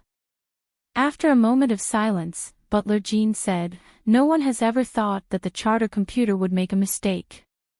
I don't think so either. So according to my analysis, there are only 2 possibilities." Madame Tai turned around and glanced at him. This could be a supernatural incident. Donglin's orphan Su Lo and Su Lo, a squatter from the capital ring, are indeed 2 different people. It's just that their facial features and auras are too similar, and their names just so happen to coincide. After Butler Jin said this, he could not help but sigh in his heart. This was indeed a preposterous theory, but the problem was that the second theory he was about to make next was, in his opinion, just as preposterous as a supernatural incident. In the 65th year of the constitutional era, the Federation's killing machine mechanic Yu Feng and his helper Su Lo died. At the same time, squatter Su Lo retired from the military, left the Donglin district, and returned to S1. Butler Jin said calmly, "These 2 incidents are too much of a coincidence, so the other possibility is that Su Lo is the helper that Yu Feng brought out. It's just that, through some unknown means, he was able to rearrange the files in the charter computer and hide from the glory of the charter." Butler Jin furrowed his brows. As a Federation citizen, he felt that the possibility of this happening was close to 0. Furthermore, the only way to achieve this was if Su Lo could change the microchip on the back of his neck. However, this possibility was something that he didn't even want to think about. "Think about the second possibility," Madame Tai calmly instructed. Unlike Butler Jin, she was not shocked that the Federation might have a chip changer who could go against the glory of the charter. This was because she had met such an amazingly talented man many years ago. That day at the lakeside behind Macho's back mountain, the moment she saw that little blue device, this most powerful madam of the Federation had basically confirmed Su Li's origin. However, she still had not confirmed whether Su Lu was alive or dead. If it's the second possibility, I suggest that we immediately notify the Federation government, Butler Jean lowered his head and said softly. In Yue University, he had followed Tai Yuan and had a few interactions with Su Lu. This old man who had served the Tai family for many years had a good impression of this clean and spotless little fellow. However, he knew that if things were as the madam had speculated, this little fellow's ability seemed to have threatened the very foundation of the Federation's existence. He's the primary suspect. If the family wants to protect him, once the matter is exposed in the future, the family will face unprecedented pressure from the Federation government. Most importantly, we will also have to bear the wrath of the Bureau of Proclamation.